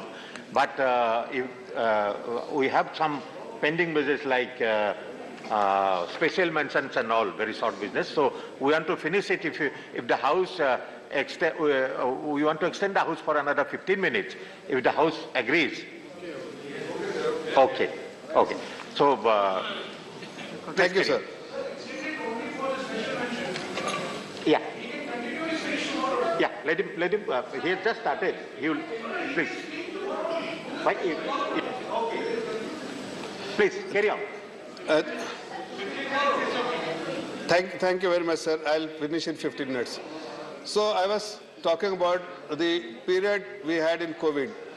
और वो 2 साल का वक्फा जो तीसरा साल है सर, उसमें हमने जो तकलीफों का दौर देखा है, जिस तरह से पूरी दुनिया की इकोनॉमी चरमराई, जिस तरह से पूरी दुनिया की इकोनॉमी लड़खड़ाई, भारत को एक्सेप्शन देश नहीं था, भारत की अर्थव्यवस्था को भी असर पड़ा। लेकिन हमने जो रिफॉर्म्स मेजर लिए थे, आज जो लोग क्रिटिसाइज करते हैं कि इकोनॉमी अच्छी हालत में नहीं है, वो उनको मैं बताना चाहता हूं कि आज के हालात में अगर इकोनॉमी को देखिए सर, तो आज के हालात में अगर आप देखिए तो इकोनॉमी जो है सबसे तेजी से चल रही है। इस बार का हमारा जो 9.2 का जो जीडीपी रहा है, जीडीपी ग्रोथ, वो अपने इस बात को दर्शाता है कि हम एक बुरे दौर से वापस आ गए हैं। हमने रिकवरी मोड में है, रिकवर करके तेजी से हमारी इकोनॉमी बढ़ रही है। जिस पैरामीटर पे देखिए, चाहे सर जितना भी आप जिस पैरामीटर पे भी अगर देश की इकोनॉमी को देखेंगे, देश की अर्थव्यवस्था को देखेंगे, तो आपको लगेगा कि इकोनॉमी तेजी से बढ़ रही है। चाहे आप देखिए एक्सपोर्ट का नंबर देखिए, चाहे टैक्स टू जीडीपी नंबर देखिए सर, रिकॉर्ड हाई है टैक्स टू जीडीपी रेशियो जो है इस बार का जो है। हमारा बजटेड जो फिगर था सर, बजटेड जो 2022 फाइनेंशियल ईयर का जो बजटेड बी था वो 9.8% था, 9.9% सर, बट इवेंचुअली 10.8% जो है रिवाइज एस्टिमेट जो है 10.8%। दैट ओनली सजेस्ट कि इकोनॉमिक रिकवरी है, इकोनॉमिक एक्टिविटीज है। और ये 10.8% सर अगर आप देखिए पिछले 2 डिकेड में सबसे ज्यादा जो है इस बार जो है टैक्स टू जीडीपी जो बेस्ट नंबर जो है वो इस बार का रहा है। और इस बार जब देखिए अगर आप इस पे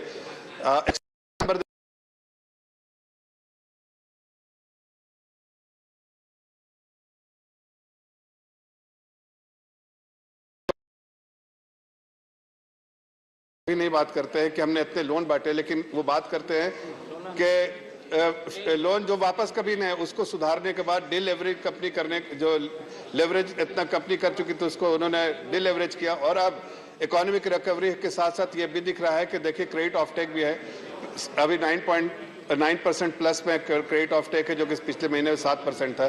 तो ये सब चीजें दर्शाती है कि sir economy going in the right direction, back in order और it's moving very fast. That's why अगर आप ग्लोबल पर्सपेक्टिव से देखें तो सबसे फास्टेस्ट ग्रोइंग इकोनॉमी है।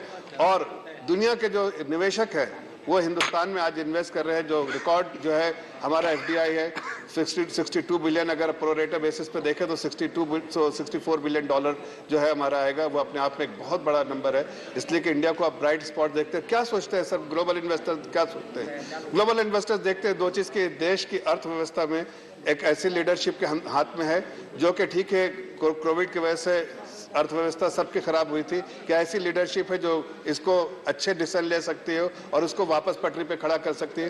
तो आज हमने ये देखा कि उस इकोनॉमी को जो वापस ऑर्डर पे आई, उसके बाद इसको और तेजी से कैसे ले जाना है उसकी भी जो है इस बजट में पेशकश की। जो बहुत छोटे संक्षेप में बोलूंगा सर, अभी कुछ हमारे सीनियर लीडर जो अपोजिशन के वो कह रहे थे कि हेल्थ इंफ्रास्ट्रक्चर, भाई हेल्थ इंफ्रास्ट्रक्चर में अगर आप देखिए तो आपने कोई ऐसा तो नहीं कि आपने ऐसा हेल्थ इंफ्रास्ट्रक्चर खड़ा करके रखा था 70 सालों में कि जिसको हमने खराब कर दिया हो। हमने तो हेल्थ इंफ्रास्ट्रक्चर में sir compounded annual growth rate के अगर हिसाब से देखें, CAGR जो एक्सपेंडिचर किया, खर्चा किया, उस पर 23% हमने जो है वो उस रेशियो से हमने खर्च किया है। इसलिए कि वो कंपेयर कर रहे हैं कि पर कैपिटा दुनिया की 20% आबादी हिंदुस्तान में रहती है, पर कैपिटा हेल्थ एक्सपेंडिचर कितना है $175। अरे आप कंपेयर करना है तो करिए कि इटली और उसको भी देखिए कि आपने जिस समय में उन्होंने हेल्थ इंफ्रास्ट्रक्चर डेवलप किया तो आपने क्या किया। आपने तो दुनिया के जो 200 कंट्रीज में के बाद आप आते हैं हेल्थ इंफ्रास्ट्रक्चर में, जबकि आप जो रेफरेंस दे रहे हैं, रेफरेंस पॉइंट आपका अमेरिका का है, आपका इटली का है, जो कि नंबर 1, नंबर 2, आप फ्रांस और जर्मनी की बात करते हैं, ये इन सब कंट्रीज की बात करते हैं जिन्होंने हेल्थ इंफ्रास्ट्रक्चर में लीड लिया था सर। जब हम सो रहे थे तो उन्होंने लीड लिया था। अब हम, ये सरकार जो है लीड ले रही है, इसीलिए खर्चा भी कर रही है। और उसका ये भी दिख रहा है कि आज जो पिछले साल बजट में सबसे बड़ा लार्ज एलोकेशन हेल्थ सेक्टर में हुआ, और उसके बाद हमने देखा कि जो गांव-गांव तक जो हमको आज राहत पहुंचाने का काम हम कर पा रहे हैं, जो हमने जो गांव-गांव में जो हेल्थ केयर सेंटर जो हम खोल रहे हैं, इससे किसको फायदा होगा? इससे आम जनता जो आज भाग के अगर छोटे शहर में, हम जैसे लोग जो छोटे शहर से आते हैं सर, जो हमने बचपन छोटे शहर में गवाया है, तो हमने छोटे शहर में जब हमने गुजारा है तो देखते थे कि कोई बीमार पड़े तो उसको किसी बड़े शहर में ले जाना पड़ता था। आज इस सरकार की एक कोशिश है कि हर छोटे शहर में एक अस्पताल हो, मेडिकल सेंटर हो, ऐसे सेंटर हो जिसमें इलाज हो सके। तो ये सरकार की सोच है, आपकी सोच नहीं थी। आप क्रिटिसाइज कर रहे हैं, लेकिन आप अपना इंट्रोस्पेक्ट नहीं करें कि आपने क्या किया था। उसी तरह से अगर बहुत सारी चीजों के बारे में बात करना चाहते हैं सर, तो मैं आपको बताना चाहता हूं कि एजुकेशन सेक्टर में हमने इस बार जो है एजुकेशन सेक्टर में 1 लाख एजुकेशन के लिए 1 लाख करोड़ का जो है बजटरी एलोकेशन किया है। आप जरा 2014 में देख लीजिए आपका क्या बजटरी एलोकेशन था। आपका बजटरी एलोकेशन था नॉट इवन 50,000 करोड़।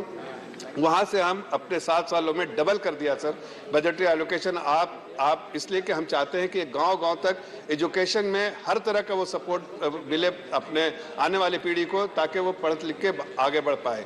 सर, सबसे बड़ी इंपॉर्टेंट चीज है कि इस बजट में क्या है। इस बजट में लोग कह रहे हैं अनएम्प्लॉयमेंट की बात कर रहे हैं। साहब, अनएम्प्लॉयमेंट कैसे ठीक होगा?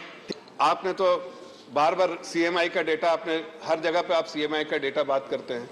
जब आप सीएमआई का डेटा ले लीजिए, पिछले जो प्री कोविड लेवल और अभी ले लीजिए, तो आपको समझ में आएगा प्री कोविड लेवल में जो सिचुएशन थी उससे वापस आ गए कोविड लेवल में, जितने 24% जो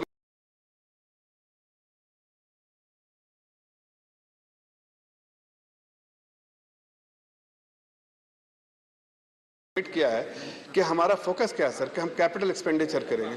आप कह रहे हैं कि डिमांड कंजम्पशन बढ़े। कैसे डिमांड कंजम्पशन बढ़ेगा? सिर्फ पैसा बांट देने से, या कि परमानेंट सॉल्यूशन निकालना है? परमानेंट सॉल्यूशन कैसे निकलता है सर? जब आप इन्वेस्ट करेंगे, जब इंफ्रास्ट्रक्चर में फोकस करेंगे, इसलिए कि मल्टीप्लायर इफेक्ट है इसका जीडीपी पे।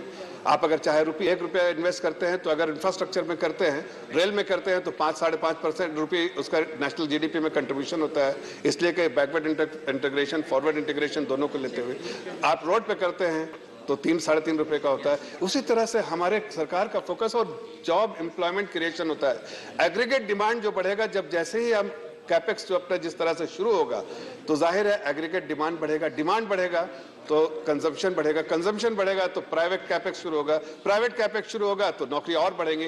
तो ये तो बिल्कुल वर्चुअस साइकिल है सर। हमारी सरकार ने उसको ध्यान रखते हुए किया है कि हम इस तरह की पॉलिसी लेकर आएंगे ताकि परमानेंट सॉल्यूशन, हमारे पुराने जो सरकारें रही हैं, उनकी सोच होती थी कि कुछ बांट दो, थोड़ा सा बांट दो, उनको छोड़ दो, उनकी स्थिति में छोड़ दो।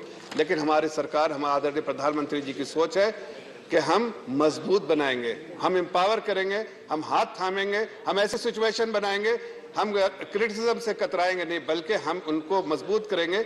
अपोजिशन क्रिटिसाइज कर सकता है, लेकिन अपोजिशन को मालूम है कि पटरी पे चल रही है सरकार, इकोनॉमी, और तेजी से चल रही है। जॉब एम्प्लॉयमेंट जो है क्रिएशन की बात कर रहे हैं हम, जॉब क्रिएशन होगा, इसलिए कि इंफ्रास्ट्रक्चर डेवलपमेंट में सबसे ज्यादा जॉब क्रिएशन होता है सर। सबसे ज्यादा डिमांड, एग्रीगेट डिमांड की वो जो बात करते हैं, वो सबसे ज्यादा इसी वक्त ये इन्वेस्टमेंट जो है बढ़ेगा। हमने 7.5 लाख करोड़ किया है सर। 7.5 लाख कोई छोटा अमाउंट नहीं है। आप जरा सा 2014 में देख लीजिए, आपको अपना बजट भी देखना चाहिए, इंट्रोस्पेक्ट कीजिए कि 2014 में आपके बजट में 2 लाख करोड़ के लिए आपने पूरा कैपेक्स के लिए डाला था, कैपिटल एक्सपेंडिचर के लिए। अभी 7.5 लाख करोड़ है। और उस वक्त के साथ देखिए सर, बजट जो जीडीपी का साइज आप 2014 में छोड़ा था जीडीपी का साइज 112 लाख करोड़ का। आज हमारे जीडीपी का साइज जो है, जीडीपी का साइज है 258 लाख करोड़ का। जो FY 2023 का जो बजट खत्म हो रहा है, वाइंड अप कीजिए सर। 5 मिनट, 3:15 है सर, 3:15 15 मिनट जो आपने दिया तो उसी में बोलूंगा। इसके बाद और एजेंडा है सर, बस 5 मिनट में, बस 5 मिनट। मैं अपनी बात संक्षेप में खत्म कर रहा हूं सर। मैं सिर्फ ये कहना चाह रहा हूँ कि देखिए सर इस बजट का जो Either you will have to wind up now or you will speak tomorrow. नहीं सर मैं वाइंड अप करूँ 2 मिनट में वाइंड अप करूँ so in 1 minute you wind up because I have another business. No, don't you address to the chair and listen to the chair. Sir, you have sir, 1 minute sir, to finish. Sir, I will conclude. I will conclude, in 1 sir. minute, I will go to the another agenda. I'll conclude in 2 minutes, sir. Sir, my final. I'm just concluding, sir. Sir, the focus of this budget is growth-oriented. The government has very clearly committed large allocation, budgetary allocation for capex. That will ensure that there is enough job creation, there is enough demand, there is enough consumption, and obviously there will be a virtuous cycle for private investment as well. Sir इस दूसरी चीज़ें जो बहुत important इसमें focus रहा है sir कि हमारे जो चाहे वो रूरल सेक्टर हो अगर रूरल डेवलपमेंट में देखें तो इस बार हमने I'm going to the other agenda now because the house has other business also. If you have not finished, you can finish it tomorrow. Well, I have not finished, sir. I've just started, but anyways. You can continue tomorrow. You can continue tomorrow. Will you? You can continue tomorrow. Sir, there is time constraint. Okay, so okay, either you finish it now. Sir, if you give me 2-3 minutes, I'll finish it. Already there is no time. I cannot make another extension of the house. I'll have to take sense of the house. So please, you'll speak tomorrow. So I'm going to the sir, I'm just concluding it, sir. I'm concluding it, sir. No, sir, no, not now. You'll speak tomorrow now. Now special mention. Professor Manoj Kumar Jha. Don't have to read. Thank you, Honorable Vice Chairman, sir. It is with regard to demand to contain damage by arsenic contamination as a priority. The government must take action on it, ensure a speedy delivery of purified water under Jal Jeevan Mission, and rehabilitate the people affected by poisonous contamination. Table of the House, my special mention to address the anomaly in defense disability pensions. Thank you. Sri ZVL Nasimara. Mention is about Lepakshi monuments to give World Heritage status to the Lepakshi monuments. Thank you. And the allocation of funds for conservation and promotion. Only you have to lay. कि देश का नाम केवल भारत हो, एक देश एक नाम, दुनिया में शायद भारत ही से देश है जिसको आप ले कर दीजिए बस. जी धन्यवाद. श्री केसी Ramamurthy. The concern over wastage of food in the country, need for sensitizing people about the importance of food. Thank you. The House stands adjourned to meet at 11 hours tomorrow. So to meet at 10 hours on Thursday, the 10th February 2022. Thank you.